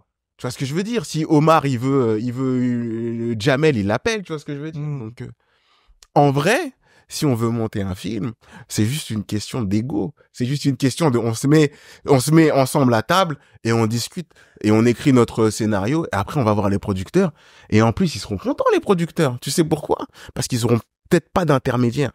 Ouais. Ils n'auront pas d'intermédiaire, ils nous auront nous directement. Ah ouais. C'est tout bénéf pour tout le monde. On écrit notre histoire et yallah, gars. Mais je pense qu'on devrait apprendre des Américains là-dessus. Des fois, juste une bonne idée, ça peut faire la diff. Et puis après, on se met d'accord entre nous, en fait. God bless America. Ah, de ouf. Mais c'est des bâtards, tu sais que moi, ils me zèrent, mais ils m'énervent de ouf, les Américains. Mais merci, les Américains. Dans quel sens? Mais frère, c'est pas de cinéma, pas de musique s'ils sont pas là. Tu vas me taper les ch'tis pendant 8 ans. Tu vois ce que... Moi, je suis un fou de cinéma. S'il n'y a pas les Américains, tu imagines la pauvreté du cinéma? Ouais, la pauvreté de la musique. Mais faut pas appeler un chat un chat. En musique, ça va, on se rattrape. Ouais, mais on se rattrape parce qu'il y a eu les Américains. Tu vois ce que je veux dire? S'il n'y avait pas eu les Américains, les seuls bons artistes qu'on aurait eu, ça aurait été les Aznavour, les trucs très français, Cabrel, ces gens-là, tu vois. Mais on n'aurait pas eu toute la diversité qu'on a aujourd'hui sans les Américains. C'est vrai ou pas? C'est vrai. Mais après, culturellement, on est matrixé. C'est les États-Unis dans notre tête. Hein, donc, ouais. États-Unis. Ouais, le cinéma, c'est bien. Toi, ton classique, tu regardes quoi actuellement? Moi, je sais que c'est Friday, ton classique, mais tu regardes quoi, toi, là, actuellement, là? En ce moment? Ouais. Il y a un truc sur Netflix qui s'appelle Madness. C'est bien? Tout le monde m'en parle. J'ai commencé, là. Je suis en train de regarder. Moi, j'ai regardé La Brea. C'est sorti là sur Netflix. C'est quoi? Une série. Ça se regarde bien. Mais c'est quoi la Brea? Ça semble comme une unité de flics spéciale. Non, non. C'est un gouffre qui se crée à Los Angeles. Il y a un gouffre, donc les gens tombent dans le gouffre, mais ils meurent pas, ils tombent dans un autre monde. D'accord. Et donc du coup, après, il y a toute une intrigue autour de ça. Ah, dinguerie, genre film fantastique. Ouais, moi j'aime bien ça. Je suis un grand enfant. J'aime rêver. Toi, tu dors pas surtout. Je crois que t'es le seul, tu peux envoyer un message à 4h du matin. Ouais, tu m'envoies un message à n'importe quel moment, je suis là. Je crois une fois, je t'ai envoyé un message. Je me suis dit, à une heure impossible, elle va me répondre demain. J'ai reçu une réponse dans la minute, même pas dans la seconde, je crois. Genre, je me dis, mais t'es debout? Voilà, ça va mieux. Ça va mieux, je me règle un peu. J'ai repris le sport et tout, tu vois. Ouais. Mais ouais, je dors pas beaucoup. Et des périodes où je dormais très peu. Ça a toujours été comme ça ou c'est à cause du taf après, ça n'était pas comme ça. Hein. Ouais. Non, c'est la vie, elle est comme ça. La vie, des fois, elle te met des coups. Par le col, elle dit, ça se passe pas trop bien en ce moment. Hein. En ce moment, c'est pas foufou. Hein. Allez, reste debout avec moi. Et je te jure, des fois, je me dis quoi? Je me dis, j'aimerais être bête. Des fois, j'aimerais être bête. Tu vois, tu sais, de ne pas capter les choses. Et pas réfléchir ou pas... Je te jure. Des fois, t'es là, des fois, je me dis, pourquoi je suis pas bête? Pourquoi j'ai réussi pourquoi j'ai compris ça? De ouf. Tu vois, tu captes des trucs, tu dis, et ça te fait mal. Des fois, tu dis, vaut mieux pas le comprendre, ne pas le savoir. Tu vois, comme quand il y a des choses mauvaises, tu sais, il y a des gens, ils peuvent pas s'empêcher de dire un truc qui va faire du mal à quelqu'un, alors qu'il peut l'épargner. Ouais. Tu vois ce que je veux dire? T'as envie de dire, mais tu joues à quoi? Pourquoi tu l'épargnes pas? Tu vois? C'est con. Moi, j'ai un exemple tout con. Moi, nous, on est beaucoup d'enfants. Ouais. Ma mère, nous, on lui dit rien de négatif. C'est des trucs cons. Si quelqu'un dit quelque chose de négatif. Vous êtes tous mis d'accord sur le fait de jamais rien lui dire de négatif. Bah, tu ramènes des soucis à la mère parce que aujourd'hui, il me reste que ma mère et tout, tu vois. Mais aujourd'hui, elle a que ses enfants. Si un enfant il vient la voir et dit ouais, j'ai des problèmes, elle va penser qu'à ça. Tu comprends? Elle a que ça. Faut l'épargner au maximum. On préserve. Non, c'est et lourd, dans la vraie vie, c'est pareil. Il y en a, ils ont un truc, il n'a pas besoin de le savoir, épargne-le. Garde-le pour toi, j'encaisse pour toi, c'est pas grave. Je le sais, c'est pas grave, je vais encaisser moi. Pourquoi tu veux lui dire? Tu vas le blesser. C'est que la personne elle va en souffrir. Bah, il y en a, ils réfléchissent pas. Te disent des trucs des fois. Et quand t'es un minimum lucide, c'est encore pire. Tu captes les trucs, t'es là, tu te dis, pourquoi j'ai compris ça? Pourquoi j'ai compris son comportement? Pourquoi j'ai compris ça? Et tu fais comme... Et après, tu joues un truc qui n'est pas toi. Moi, j'ai beaucoup appris sur moi-même. Hein. Avec ce milieu-là, t'es obligé. Ouais. J'ai appris. Tu prends sur toi. Et à force, tu dis, bon, j'ai plus assez d'énergie à donner, bah tu prends du recul. Je reste pas. Ça m'évite tous ces trucs-là. Tous les trucs de faux semblants, je sais que t'es une merde. Je reste pas. Parce que c'est dur pour moi de pas te dire que t'es une merde. Tu vois ce que je veux dire? C'est compliqué pour moi. Moi, comment j'ai grandi, on a des codes. Parce tu sais, la différence entre nous qui avons grandi en quartier, c'est que là où on est déçu souvent dans ce milieu, c'est que les gens, souvent c'est des gens, bon, ils quittent leur ville, des gens de province, c'est des gens, ils ont grandi, ils étaient pas beaucoup, ils étaient seuls. Tu vois. Nous, on a grandi avec du monde. Quand tu grandis avec du monde, il y a des codes, il y a des règles à respecter. D'accord? Au quartier, on le sait. Tu respectes pas les codes, t'es écarté du groupe. C'est comme ça. Tu vois ce que je veux dire? T'es un hypocrite, t'es un menteur, t'es un lâche, t'es écarté. Du coup, tu grandis avec ces codes-là. C'est en toi. Ouais, c'est ton logiciel. Je vais te dire la vérité dans les yeux, en face. Je mens pas, je suis pas un lâche, je suis pas un traître. Mais les autres, ils ont pas grandi comme ça, eux. Ils ont pas grandi dans un groupe. Qu'ils soient écartés ou pas, ils s'en battent les couilles. Donc, ils ont pas ces codes-là. Donc, tu vois des comportements, tu te dis, ah ouais, on n'a pas grandi pareil. Et c'est valable pour rebeu, renois, blanc. Hein. C'est pas une histoire d'origine. Hein. Ouais. C'est une histoire de comment t'as grandi. Parce que crois-moi, les plus décevants, c'est les gens de ta communauté, je te le dis. Ah, je te le dis. Et tu te fais avoir. Ça va, on a la même couleur. Ah, t'es un tarbat toi aussi. Ah, c'est compliqué. Tu vois ce que je veux dire? On va à l'église ensemble. Ouais. On se voit tout à l'heure. C'est dur. La vie de mère, c'est dur. Mais voilà, les gens qui me connaissent, tu vois, les gens qui me connaissent, ils m'aiment bien. Parce qu'ils savent comment je suis. Tu sais, j'ai mes défauts, je suis rongeant et tout, tu vois. Mais les gens qui me connaissent pas, il y en a, ils m'aiment pas. Ça me va, mais tu me connais pas. Et les gens, ils t'aiment pas parce que tu les renvoies à ce qu'ils sont vraiment. Tu vois ce que je veux dire? Tu sais très bien que je vais dire dans les yeux, t'es une grosse merde. J'ai pas de mal à te le dire. Je le sais. Et si je t'aime pas, tu sais que je t'aime pas. C'est clair. Il y a trop de menteurs. Vous êtes là, des faux semblants, des hypocrites. Vous en pensez pas, moi, votre cœur, il est noir. Tu vois, si votre cœur, il est noir, arrêtez ça. Laissez-moi. Je suis bien. Je rentre, je suis avec mes potes. On rigole. C'est mieux. J'avoue, c'est mieux. Ouais, L'humour, c'est bien sur scène. C'est que bien sur scène. Ouais, on a beaucoup parlé de l'humour, mais t'as d'autres passions d'ailleurs. Hein. Le foot. T'as vu Donnarumma là? Oh ouais. Il s'est fait écraser le visage. Ah ouais. Point de suture, il a pas pris de carton rouge. Comment il s'appelle le mec de Monaco là qui l'a. C'est Zingo, je crois que ça s'appelle. Ouais, voilà. C'est Singo ou Zingo. Ou Ouais, Zingo, ouais. Il a pas pris de carton? Non. C'est chaud. Hein. Ah, moi, Tu l'as vu ça? Tu l'as vu? Je crois que j'ai une photo, gars. J'ai vu les points de suture. Après, Donnarumma, je l'aime pas, mais je lui souhaite pas ça. Ouais, c'est chaud. On est d'accord, on l'aime pas Donnarumma, Paris. Non, parce que je voulais introduire gentiment, mais on est d'accord, on l'aime pas Donnarumma. De toute façon, moi, sauf. Tu connais ma théorie, moi. Moi, les gardiens italiens, j'aime pas trop, moi. C'est pas l'histoire de garde, parce que Buffon, il était très fort. À part Buffon, bien sûr, Buffon, on peut rien dire sur Buffon. Donnarumma, il a les yeux proches. Sur la vie de ma mère. Très teubé. Tu vois c'est pas le mec le plus intelligent de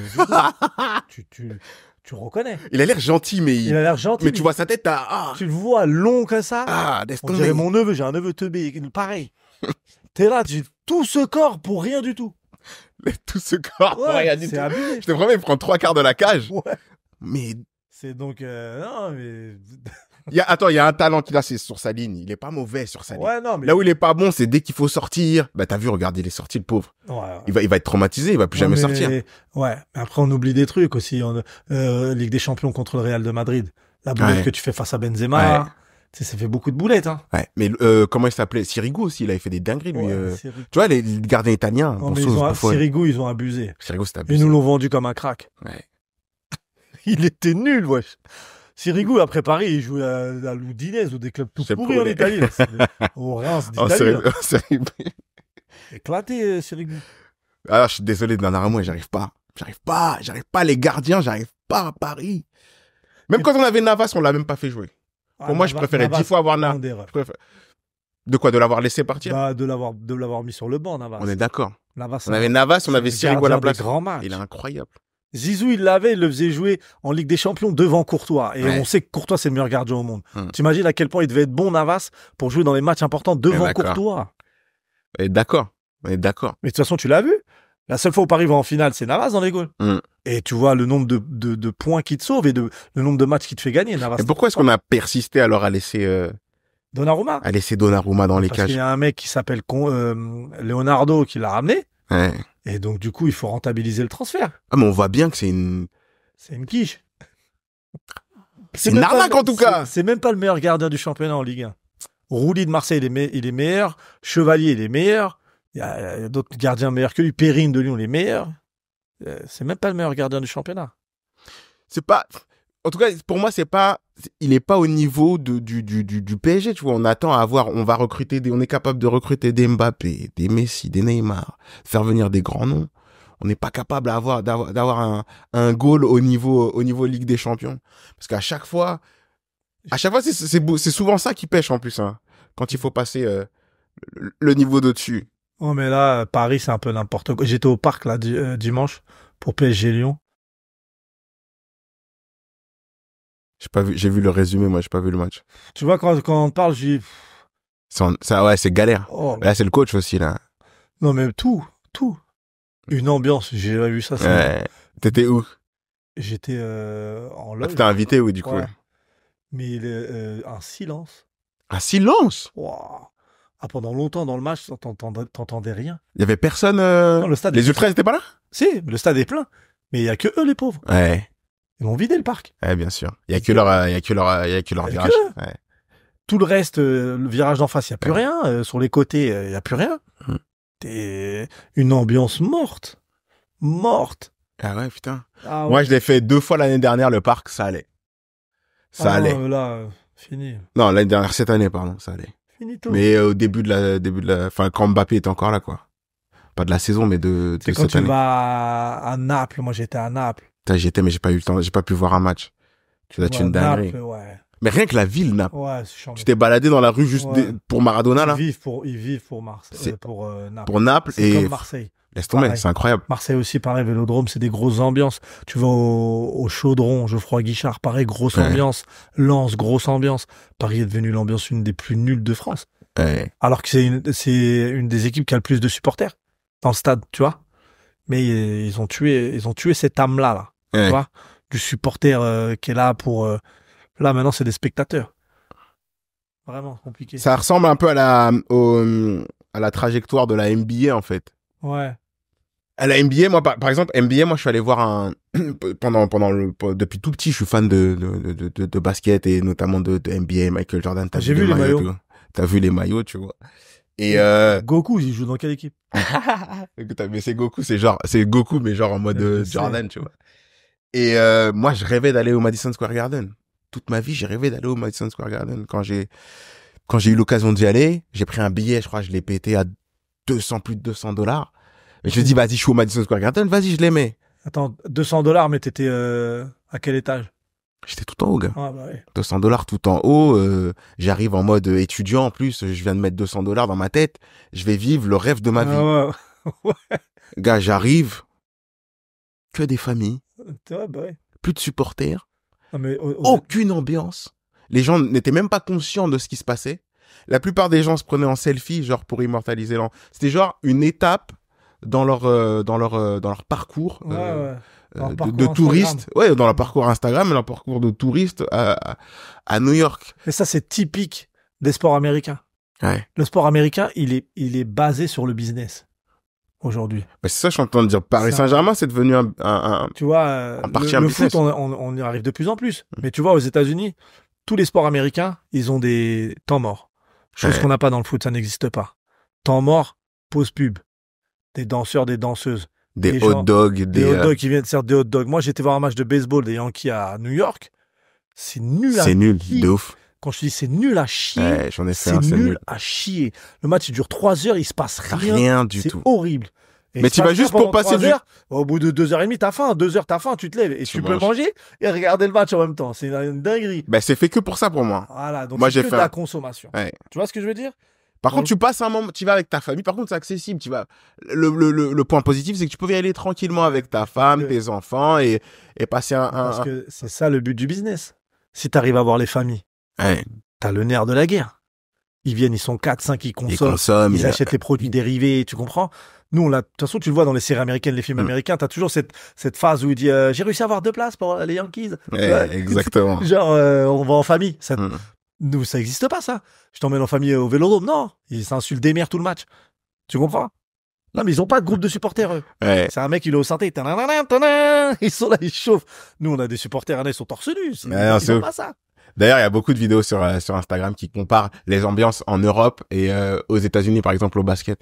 Et tu vois, en Grèce, même en Turquie, ils ont des groupes de supporters. En Espagne, l'ambiance, c'est n'importe quoi. En Serbie, dans les pays des Balkans. Tout ça, c'est abusé. Gars, mais même moi, j'aurais peur d'y aller. Ouais. T'as l'impression que le stade va s'effondrer tellement les mecs sont dans l'ambiance, ils sont tous torse nus en train de sauter dans les gradins. T'as l'impression que le truc va s'effondrer. À NBA, t'as que les gros matchs de playoff où il y a une grosse ambiance. Tu vois, où les mecs sont vraiment hypés par le match. Sinon, tout le long de la saison, ils s'en foutent des matchs. Ça dépend après les grosses... New York, par exemple. Par contre, si tu vas... San Antonio, par exemple, c'est une ville qui respire le basket. C'est vraiment des fans. Il y a encore des villes, mais eux, c'est très porté business. Mais c'est pas comparable. Si tu compares le basket européen et le basket américain, c'est pas du tout comparable dans l'ambiance. Et j'ai l'impression que Paris, on est en train de tendre à ça. Ouais. Ils ont pas de groupe de supporters. C'est pas dans leur ADN. Parce que c'est très cadré, très famille. Ils supportent, mais pas de la même manière que tu vois, nous, on va chanter, on va danser. Le bon modèle aujourd'hui, c'est les Anglais. Tu vois, parce que les Anglais, ils ont fait le ménage dans leur tribune, mais il reste quand même toujours une grosse ambiance. Tu vois ce que je veux dire? Tu peux aller en famille. Nous, en France, on a du ménage encore à faire. Tu peux pas emmener des petits ados dans des endroits où c'est chaud, tu vois. Mes neveux et mes nièces au Vélodrome, je peux pas les emmener dans le virage. Tu vois. Bah, Paris aussi. Je vais pas l'emmener dans le virage. Bah, Paris aussi, si tu l'emmènes. Paris, mais tu vois, c'est pour te dire. Eux, ils sont supporters de l'OM, donc. Ouais. Mais ouais, c'est. Il y a trop de vulgarité, trop de, tu vois. Énormément de vulgarité. Le comportement, il est compliqué. Non, vraiment, c'est un sport de gogol, le foot. Faut dire la vérité. On adore ce sport, mais c'est un sport de gogol. Hein. Ouais, on est d'accord. Tu vois à quel point c'est populaire de ouf. C'est populaire, mais c'est vraiment des gogols. Hein. Moi, mais même en amateur, hein, j'ai vu des trucs de fou, frère. C'est pire en amateur. Moi, je découvre le football, le football parce que je connais la Ligue 1 et tout, je regarde depuis que je suis petit, tu vois. Mais le vrai football, le monde du football, je le découvre là parce que mes fils font du foot. Ah, ça y est, ils ont lâché le basket. Ah, ils ont même pas, ces bâtards, ils ont même pas essayé. Pas dans leur plan. Ah non. Ah, j'ai tout fait, hein. J'ai mis des paniers de basket un peu partout chez moi, j'ai mis des balles, j'ai laissé traîner. Tiens, je dois me balader avec ma chaise Quechua. Achète-leur des baskets 4 tailles au-dessus. Plus grands. Comme ça, ils peuvent pas jouer au foot. Ils vont avoir des grands pieds, ils vont grandir vite, ils vont faire du basket. Frère, les plans, c'est comme ça, mec. Je te dis. Gars, non, c'est un monde, le foot. Moi, j'ai pas d'enfants, mais je pense que si j'ai des enfants, je les mettrais pas. Je pense pas que je les mettrais dans le foot. Mais gars, tu choisis pas. En vrai, tu choisis pas. Ouais, mais moi, en vrai, même mes potes, j'ai des potes qui sont boxeurs. Ils ont voulu mettre leur enfant à la boxe. Ils ont fini au foot. Ouais. Ils ont fini au foot. Ils sont là au foot en fait, même autre chose. Mais tes enfants. Kiffer, ouais. Bah ouais. Au bout d'un moment, je me dis, soit je le force et je fais genre le daron relou, tu vois, en mode projet Mbappé, tu vois, mais pour le basket. Ou soit je leur laisse vivre leur vie, tu vois. Je leur ai tout donné. Ils sont bons. Ouais, surtout le dernier, gars. Il est bon. Non, le premier, il est bon, mais lui, tu vois, il a bossé. Le dernier, juste, on dirait, comme il a tout le temps joué avec son frère. Il a vu l'autre, le grand frère, c'est comme ça. Il a 4 ans, il joue déjà, il sait déjà faire beaucoup de choses pour son âge que le grand ne savait pas faire à son âge. Là où il est bien, il a de la place pour jouer et tout, tu vois. Ouais, il a de la place, il joue. Mais par contre, il y a une chose qui leur manque, c'est le City, gars. Les foot du quartier. Ça, vraiment, là, je les vois. Mon fils, il joue dans un bon club en Seine-et-Marne. Mais quand on va jouer le 9-3, Val d'Europe. Ils ont fait un club Val d'Europe? Ouais, ils ont un club depuis 2012 et ils ont un bon centre de formation. Ah, c'est bien ça. Et mon fils, il jouait dans le village, là, ici où je suis. Sauf que c'était des parents qui entraînaient, c'était un peu limite, ils voulaient jouer un peu plus. Il va pas faire du foot. Ouais. Il a les chevaux à gérer derrière. Il laisse tomber, exactement, exactement. Ils étaient plus dans les barbacs et dans les apéros que dans le foot. Et quand ton fils, il veut jouer un peu, bah, je me suis dit, vas-y, je trouve un autre club. Et j'ai trouvé un bon club. Mais gars, quand on joue les petits du 9-3. Ah, t'as vu, c'est pas la même. Les petits du 9-4. C'est chaud. Non. Il y a des petits, ils tapent. Tu crois c'est un adulte, il a tapé, mec. T'entends pas. Tu te retournes, tu te dis, mais oh. Et toi, t'as ton gosse dans les cages. Tu te dis, mais sortez mon enfant des cages. Oh ouais. Il va le tuer, l'enfant. Parce que ces petits, ils sont au quartier tous les jours. Et tous les jours, ils jouent contre des plus grands. Et ils disent pas, excuse-moi, est-ce que tu peux frapper un petit peu moins fort? Ou est-ce que je peux passer après toi? Tu vois ce que je veux dire? Ils se prennent des coups, ils se prennent des tacles. Ils doivent vite s'adapter. Et tu les vois sur le terrain, les petits qui jouent au City. Mais t'as dit un mot hyper juste. Ils doivent vite s'adapter. Tu sais, moi, j'ai beaucoup d'amis anciens joueurs pro et tout. J'ai un ami à moi, très bon ami à moi, qui s'appelle Didier Domi, qui joue au PSG, qui vit au Qatar, et souvent, je passe le voir et tout, on s'appelle. On parle de foot pendant 2 heures. Moi, je suis en foot, on parle de foot pendant 2 heures. Et lui, tu sais, comme il bosse à beIN Sport et tout, ouais. Là-bas au Qatar, il est tout le temps avec Wenger, tous des grands coachs. Il adore parler de foot. Et Wenger, il lui disait la même chose. Il disait, le foot aujourd'hui, t'as vu le foot comment il devient nul, de plus en plus.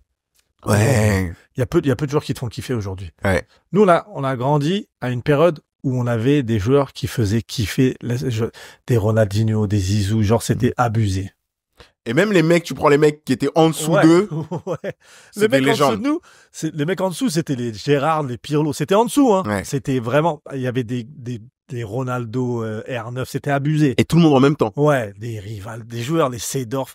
Et il y avait des mecs en dessous qui étaient des Gérard, des Pirlo, des Lampard, qui étaient exceptionnels déjà. C'est incroyable. Balak, Balak. Des joueurs de fous. Aujourd'hui, on n'a plus de joueurs qui te font vibrer le fou. Tu vois, aujourd'hui, c'est trop robotique, ça se ressemble trop. Ouais. Il y a peu de joueurs. Il restait Neymar.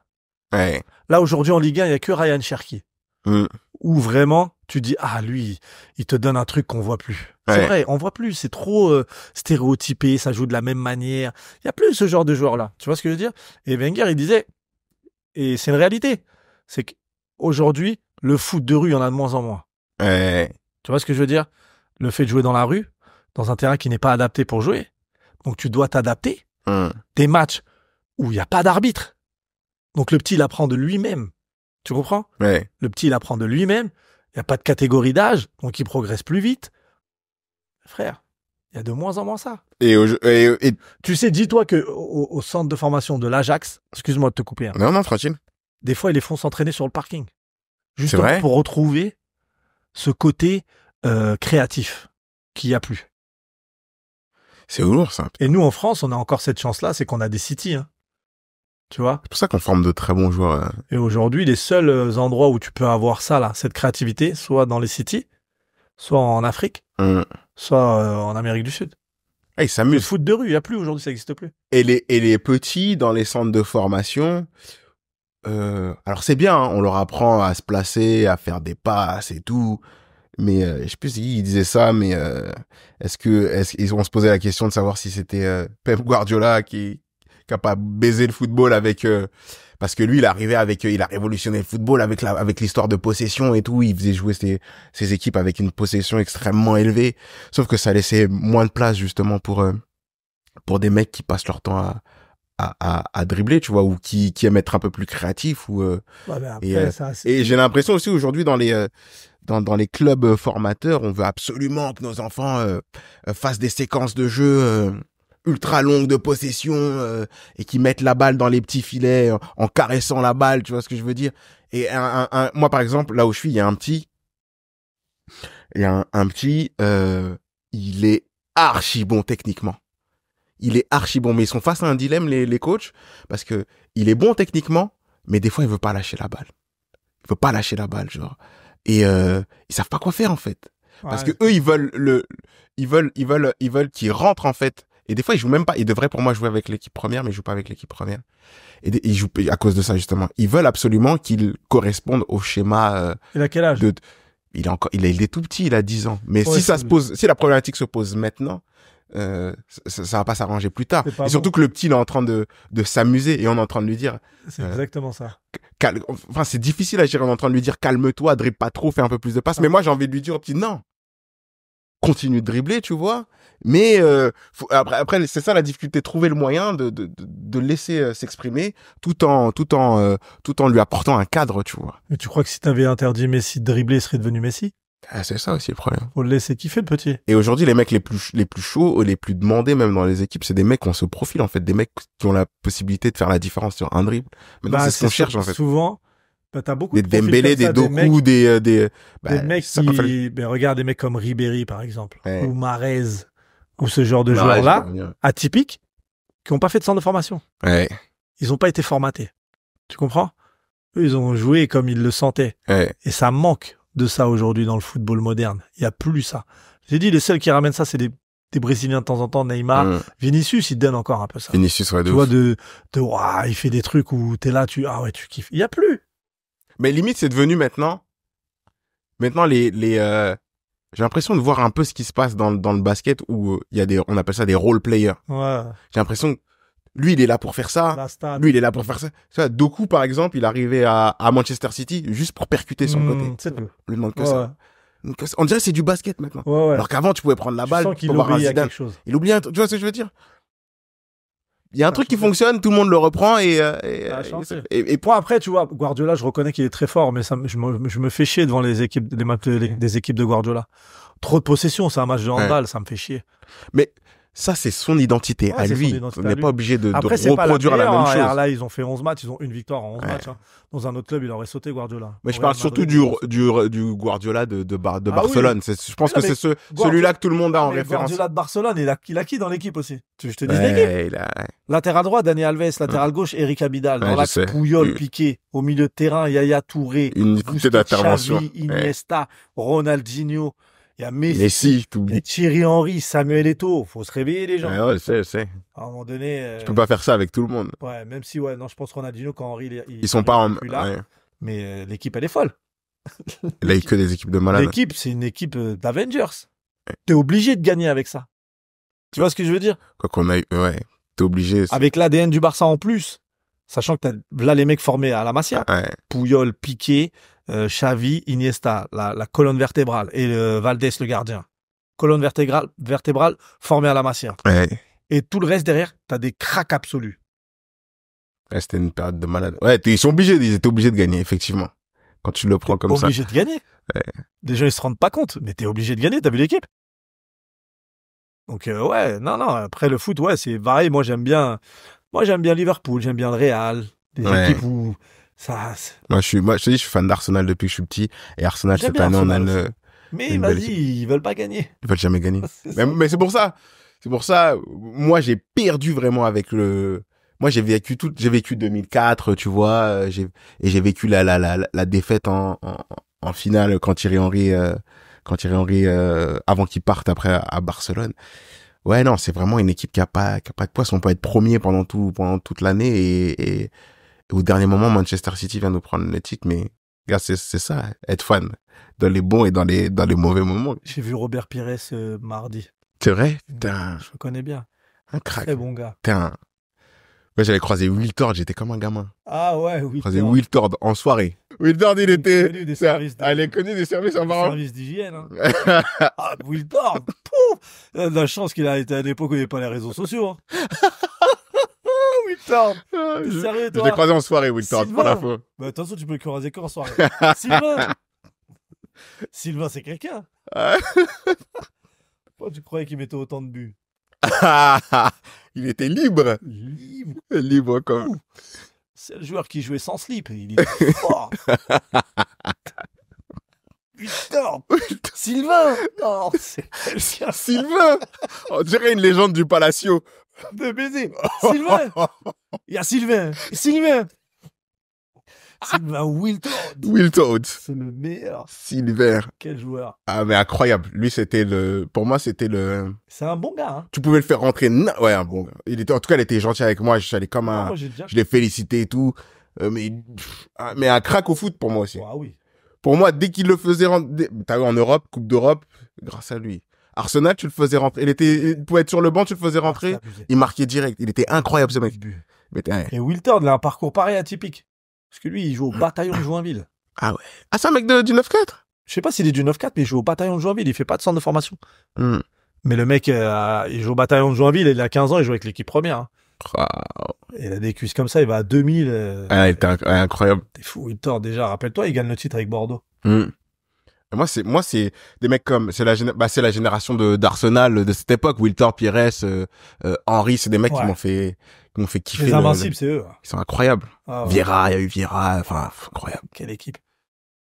Quelle équipe. Ouais, non, ces Français-là, c'est eux qui m'ont vraiment fait kiffer c'est une époque de ma vie où je suis très basket, tu vois, et le foot, vas-y, vite fait. Bon, à part Paris, tu vois, c'est le club de la ville. Et t'as ces Français-là, Arsenal. Ouais. Ah, je veux dire, ils m'ont vraiment fait kiffer. Pour moi, la première ligue, elle démarre avec eux. Ah, moi aussi. La vraie première ligue. Ouais. Elle démarre là, à cette période-là. Parce que la première ligue d'avant, moi, je connais pas, je suis trop petit. Tu sais, les Cantona et tout. Moi, je connais pas. Moi, c'est juste après. Bon, après, moi, c'est eux. Après, c'est avec les Beckham, tout ça. C'est là que ça démarre pour moi. Moi aussi, c'est là que ça démarre. Après, je connais un peu Cantona et tout parce que moi, je suis fan d'Arsenal parce que j'ai de la famille à Highbury and Islington et tout. Et mon oncle, j'aurais vraiment fan d'Arsenal. Bah, oui. Du coup, je récupérais tous les maillots et tout. Donc, depuis que je suis petit, je récupère les maillots d'Arsenal. Mais ouais, en vrai, la première ligue de notre génération, c'est ça. C'est cette génération-là. C'était c'est une dinguerie. Mais le foot est devenu nul, hein. Tu le sais, ça? Il y a un truc qui me l'a fait réaliser, c'est quand, on a eu la discussion tout à l'heure, c'est quand tu prends une liste, par exemple, pour le Ballon d'Or, et tu regardes les 50 premiers noms. Les 50, c'est tous des légendes. Je sais plus c'était une année où, je sais plus c'était quelle année où, justement, en dessous, il y avait les Ballack et tout, les Pirlo, mais avant, il y avait quand j'ai vu cette liste, je me dis, ah ouais, attends. Là, nous, tu prends les 10 premiers. Oh ouais. Ouais. Il y a les 3 devant qui se battent. Après, c'est vite fait, tu vois. Parce qu'un mec. Regarde. C'est qui le meilleur joueur du monde actuellement? Pour moi, le meilleur joueur du monde actuellement. Sur le début de saison, là, qui est le meilleur? Pour moi, Vinicius, il aurait dû avoir le Ballon d'Or déjà. Il aurait dû l'avoir, sûr. Il aurait dû avoir le Ballon d'Or. Là, sur le début de saison, qui est le meilleur? Moi, je vais te donner ma réponse après. Je vais dire Mohamed Salah, je pense qu'il va dire. C'est Mohamed Salah le meilleur en ce moment. Ouais. Mais c'est fou de se dire à quel point Mohamed Salah, il est au-dessus de tout le monde, là. Et il est il est sous-estimé. Mohamed Salah, quand il y avait les autres, tu vois ce que je veux dire? Quand il y avait les champions, les cracks, là. Ouais. Quand il y avait les CR7, quand ils étaient tous là. Il était là aussi. Non, mais il était là, mais il n'était pas dans l'équation des tops. Ouais. Mohamed Salah. Il arrivait bien après. C'est-à-dire, tous les jeunes, là, qui sont censés prendre le relais, Mohamed Salah, il a plus de 30 piges. Réveillez-vous, là. Tu vois ce que je veux dire? Ouais. Mbappé, Haaland, tous. Il y a qui, là? Personne. Même Yamal, l'Euro, il est super, mais là, il est où Yamal? Il y a personne qui est à un niveau Ballon d'Or, là. Et c'est Salah qui va l'avoir. Tu vas voir. Bah, Salah, il devrait l'avoir. Oui, avec la carrière qu'il fait, ça fait plus de 10 ans, il est donner, au top, il est incroyable, ce joueur. Moi, j'adore ce joueur, hein. Mais tu te dis, il y a 5 ans, tu te dis pas, dans 5 ans, c'est Salah le Ballon d'Or. Ouais. Tu vois ce que je veux dire? Avec tous les jeunes qui arrivent, tu dis, c'est pas Salah le Ballon d'Or. Le niveau, il baisse, là. Ouais. Le niveau, il baisse. Et je vois pas de crack en plus, on voit pas de rien, crack arriver soit Salah, soit Vinicius pour moi, je t'ai dit, il y a plus rien. Mbappé, s'il gagne vraiment tous les titres, mais on le voit même plus comme un Ballon d'Or, Mbappé. Ouais, parce qu'il commence mal sa saison, mais faut pas trop lui tirer dessus, je pense, parce que je pense qu'on le sous-estime. Moi, j'aime beaucoup, moi je veux qu'il réussisse et tout, mais sa saison elle commence, c'est difficile après, hein. Changer de pays et tout. Parler nouvelles langues. En plus, il arrive pas genre avec un statut d'outsider. Il arrive avec le statut de Messi, tu vois, le mec que tout le monde attend. Ça fait des années qu'on l'attend. Donc il a fait monter un peu la sauce. Et donc forcément, t'as une attente un peu plus importante. On se branle, mais après il avait une hype aussi à l'étranger aussi, il avait une grosse hype. Mais là, la hype elle est un peu redescendue. Maintenant, c'est à lui de travailler. Ouais. Il est capable de faire un gros truc, mais le foot ça a changé. Est-ce que tu as une anecdote de Rosta aujourd'hui à nous partager? C'est quoi la plus grosse dinguerie qui t'est arrivée dans le milieu? Ou l'histoire la plus incroyable qui t'est arrivée dans ce milieu? C'est-à-dire? Ou la rencontre même la plus incroyable? La rencontre. Ça, et l'autre question, c'est le meilleur conseil qu'on t'a donné. La rencontre la plus improbable, c'est j'ai eu la chance de dîner avec Charles Aznavour. Mais non. Ouais. T'as dîné carrément? Ouais. Ouais. C'est dinguerie, putain. Ah, du 9-4 de Champigny à un repas avec Aznavour, c'est fou. Là, ce qui est marrant, c'est que le repas, c'est marrant, le repas, il est improbable. Le repas, c'est un repas privé. Hein. Et Aznavour, son médecin, le mec qui gère sa sécu, son beau-fils, que je connais, pour le coup, sa fille, Samina Seri. Waouh, le casting. Redouane Bougueraba. Oh, le casting, dinguerie. Mathieu Madénian. Et moi, et un Asiatique qui est là aussi que je ne connais pas. Madénian, il vient du même pays qu'Aznavour, il me semble. Ouais. Et tu connais Redouane en plus, comment que des blagues. Redouane qui peut pas s'empêcher. Est-ce qu'il a taillé Aznavour? Alors, il dit au pire, tu l'as. Quel est dit au pire? Tu connais Redouane, c'est comment il est, c'est. Il va faire la guerre. Redouane, il est là, il lui a pas dit directement, mais tu connais, entre nous, il est comme ça. Et il y a un Asiatique, c'est là, c'est fou. Là, vraiment, c'est vraiment fou. Plus qu'Aznavour. Parce qu'Aznavour, c'est une légende. Moi, méga fan d'Aznavour, mes grands frères dans ma famille, Aznavour, c'est Aznavour. Ok? La plus grande légende de la musique française. Et de loin devant tout le monde. Et l'Asiatique, je parle avec lui, tout, ça va et tout. Et je lui dis, t'es d'où et tout? Il me dit, moi, je suis de Corée et tout. Et je dis, ok, cool. Et tu sais, quand on dit je suis de Corée, toi, dans ta tête, il y a qu'une Corée. S'il y a un mec que tu croises dans un autre pays, il dit je suis de Corée, il est de Corée du Sud. C'est sûr, d'accord. Donc tranquille, ouais, moi je suis là, je fais des blagues, il dit ah super, faudrait que je vienne au spectacle et tout. Le mec est super cool. Après je lui dis et toi, il me dit oh moi je voyage un peu et tout. Et, non mais en ce moment mon frère il veut me tuer. Le mec il me dit ça, il dit, en ce moment mon frère il veut me tuer. Je dis comment? Et tu sais, je lui dis c'est de ma gueule. Peut-être je lui dis que j'étais humoriste, il va me faire des blagues. Je vais voir le beau-fils, je vais voir Jean-Rachid, c'est le beau-fils d'Aznavour. Je lui dis, et puis sérieux, lui, il me dit son frère veut le tuer et tout. Je lui dis, c'est qui son frère? Je lui dis, non, il me dit, c'est Kim Jong-un. Mais non! La vie de ma mère. C'était Kim Jong-nam à côté de moi. Il avait la même gueule? Non. Est-ce qu'il avait il avait pas la coupe? Il avait pas la coupe nationale? Non, parce qu'eux, ils sont demi-frères. Okay. Lui, c'est le grand frère. Ils ont le même père. Kim Jong-il, c'est le même père. Lui, c'est le grand frère. D'accord? C'était lui, et lui, à la base, il était censé être l'héritier. Ouais. D'accord? Du pays. C'était lui qui devait diriger la Corée du Nord. Mais comme il est parti au Japon avec un faux passeport pour aller à Disneyland, il s'est fait attraper par les autorités japonaises. Donc du coup, il a été renvoyé en Corée du Nord et c'est sorti dans la presse. C'est nul. Ouais, c'est nul. Il voulait aller à Euro Disney? Ouais. Il voulait aller à Euro Disney? Il a perdu le pouvoir à cause de Il a perdu. Mais non. Il a voulu faire kiffer les enfants. C'est un bon papa, en vrai. Tu vois ce que je veux dire? Il a voulu faire kiffer les enfants et du coup ils nous ont dit c'est mort, tu peux pas devenir président entre guillemets en Corée du Nord, hein. Ça existe pas président là-bas, mais Tu peux pas devenir chef. Tu peux pas nous donner des ordres. Ouais. Tu peux plus. On dit c'est mort. Ben, Mickey, c'est quand même ce qui représente le mieux le capitalisme. Tu vois ce que je veux dire? Nous, on est des cocos, nous, on peut pas. Donc, ils ont dit c'est mort. Ils ont donné au petit frère. Le petit frère, il est ouf. Aïe, aïe, Le aïe. petit frère, son demi-frère, mais il est ouf, le petit frère. Il est ouf. Le petit frère, il veut tuer tout le monde. Il veut tuer Donc, tout le monde. Et lui, du coup, un mois après, il est mort. C'est fait assassiner. Ouais, c'est fait assassiner en Malaisie. Regarde, il y a un reportage dessus. C'est fait assassiner à l'aéroport. Il a été empoisonné. T'as pas vu les vidéos? Non, j'ai pas vu. Ils ont embauché 2 meufs. L'histoire, elle est folle. Ils ont embauché 2 meufs sur Internet pour leur faire des caméras cachées pendant 1 an.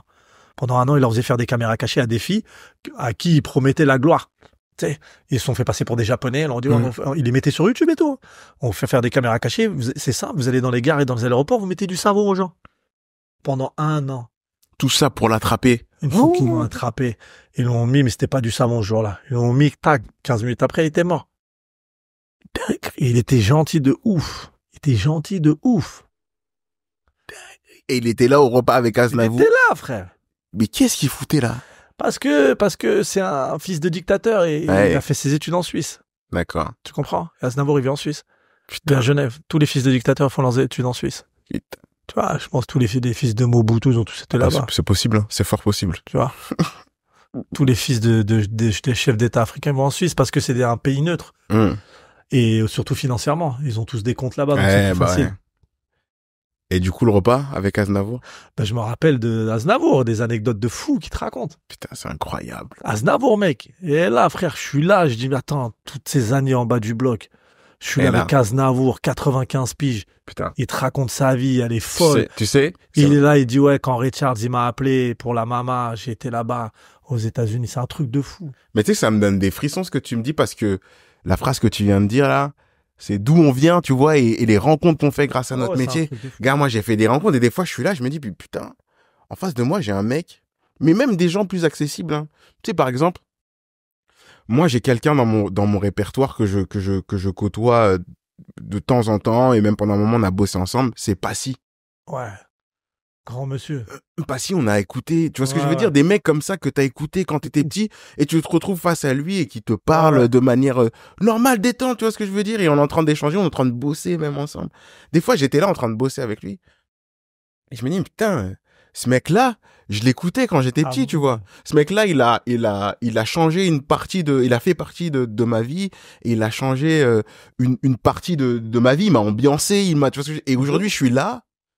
Bon, grâce à mon travail aussi, bien sûr. Mais je suis aujourd'hui là en train de faire. C'est marrant que tu parles de ça parce que quand t'es dans ces moments-là, de prendre un peu de hauteur et te dire putain, voir le Ahmed Sparrow que t'étais quand t'étais plus petit, tu vois, qui écoutait Aznavour et se retrouver à une table avec lui. C'est con, mais et plein de gens comme ça qui ont fait plein de rencontres aujourd'hui grâce à notre métier. Et des fois, je suis dans cet état où je réalise, je me détache et je me dis putain, là je suis avec un tel, là je suis avec tu sais, des mecs, même des gloires de notre enfance, tu vois, où là je suis avec tel acteur, ou là, un tel me suit. Dernièrement, il y a Marie-Josée Pérec qui m'a suivi sur incroyable.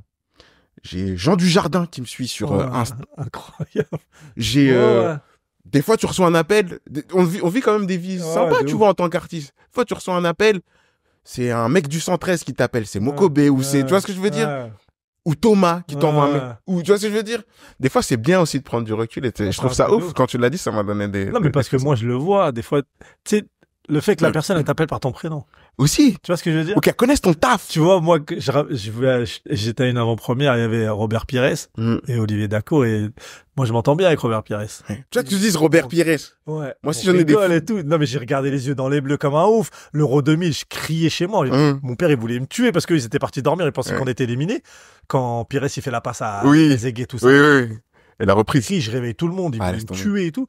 Et là, ça va, Ahmed et tout. Et mes neveux, ils voient. Ils connaissent Pires. Même s'ils sont jeunes, il a arrêté bien avant qu'ils comprennent et tout. Mais ils savent qui est Robert Pires. Et qu'ils me voient rigoler avec lui comme si c'était mon pote ou rigoler avec Olivier Dacour comme si c'était mon pote. Dinguerie. Tu sais, t'es là et moi, dans ma tête, en prenant du recul, je dis, ouais, c'est un truc de ouf quand même. C'est le mec qu'on les regardait à la télé. Tu vois?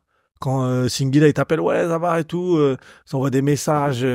Singila aussi, moi, je super me gentil. butais à Matt Houston, par exemple. Matt Houston, j'écoutais à mort. Et après, il te suit, il t'envoie des messages. Viens, je suis là en showcase, viens. Olkinry, c'est mon gars de ouf. Olkinry aussi, ouais. J'étais avec lui encore hier, c'est mon gars de ouf. C'est des gens, tu vois, et qu'on côtoie maintenant. Maintenant, les côtoie, c'est ouf. Juste le fait qu'ils t'appellent par ton prénom. Ouais, c'est un truc de ouf. Tu vois ce que je veux dire? Tu sais que des fois, j'ose pas dire, attends, je suis au téléphone avec un... J'ose pas dire ça, tu sais. Attends, je suis au téléphone avec un tel. J'ose pas, quand je suis avec ma famille, non, il y a un tel qui vient de me pas. Attends, je te rappelle. J'ose pas faire genre de truc. Mais moi, frère, encore pire. Gad, frère. Mais gars, ouais, c'est un truc de malade. Tu te rends pas compte, les gens, ils se rendent pas compte. C'est comme si t'es fan de Zizou et après, tu joues avec Zizou. Ouais. Moi, je suis Gad, frère. Gad, Ahmed, ça va, t'es où? Vas-y, viens, j'arrive, viens. Tac. Vas-y, je fais la tournée avec lui. Je suis avec lui, mec. Tu vois ce que je veux dire? Et il est là, c'est trop fort. Il te complimente. Tu vois ce que je veux dire? Tu vois le bien fou que ça te fait, mec. Ouais. Tu dis, ah ouais, je travaille pas pour rien, quoi. Tu vois? Et on a cette chance-là. Et c'est une chance de fou qu'on a. Ouais, moi, je remercie Dieu. Je suis vraiment, moi, c'est ma seule satisfaction. C'est ça. Je me dis, je fais ce que j'aime. C'est une grande chance.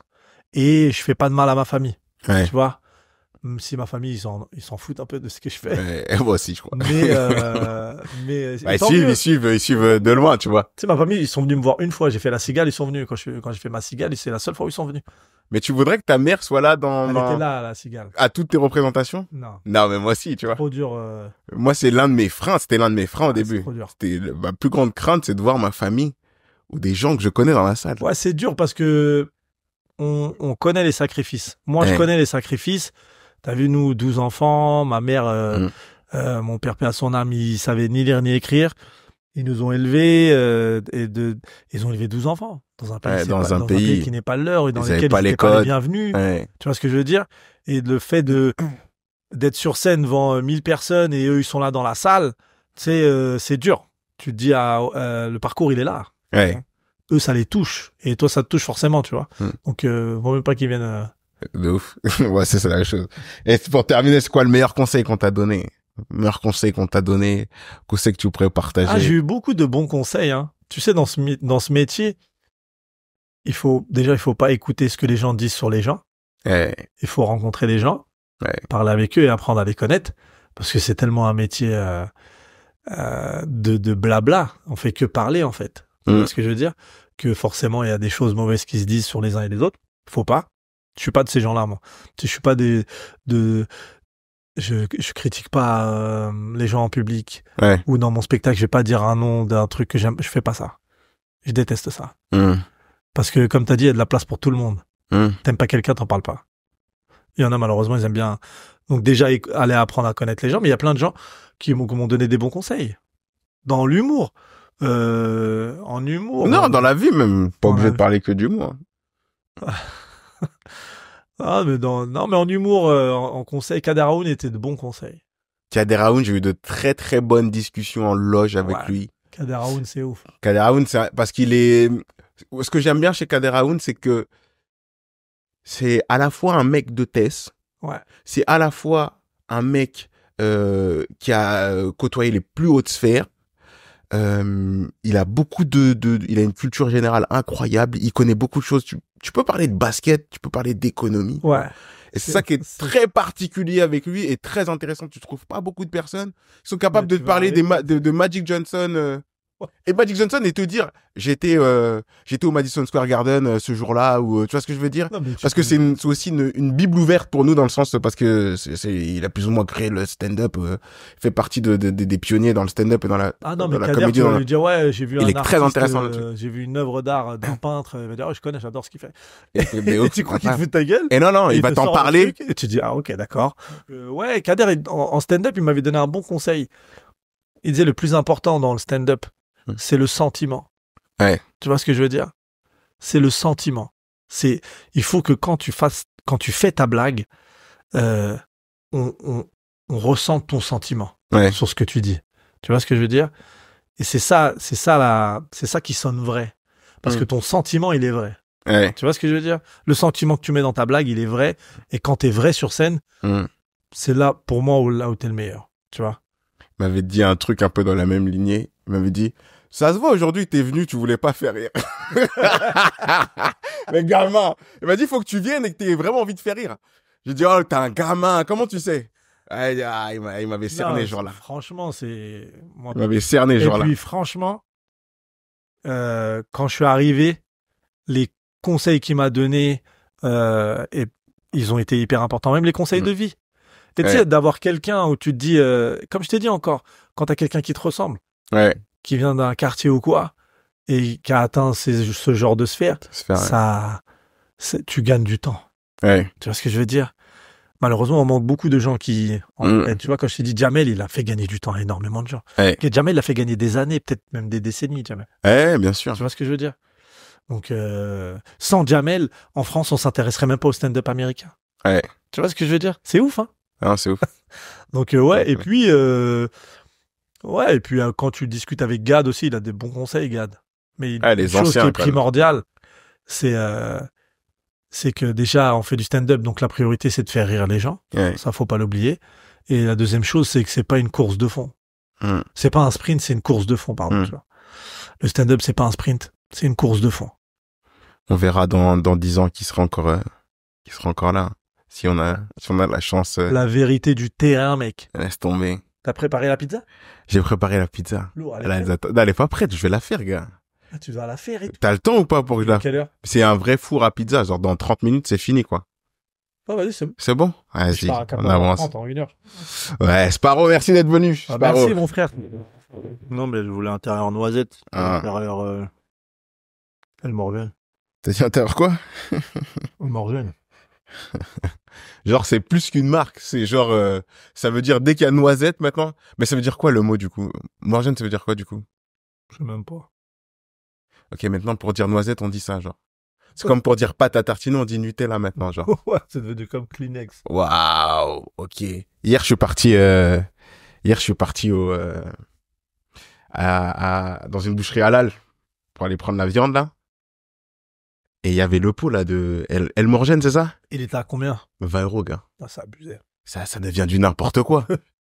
Mais c'est coté en bourse maintenant, c'est quoi leur délire à eux? Je sais pas. On est passé d'un truc... J'ai un pote algérien qui me dit, mais ça valait que dalle avant. Ouais, moi, je ramenais tout le temps d'Algérie. Moi, je mange pas ça, mais je ramenais tout le temps pour mes frères, mes sœurs, mes neveux et tout. Quand j'y vais, à chaque fois, nous, on prend depuis des années, mais... C'est la pâte à tartiner du bled. C'est en fait cette patate, c'est juste de la pâte à tartiner, mais elle est imprégnée de fierté algérienne.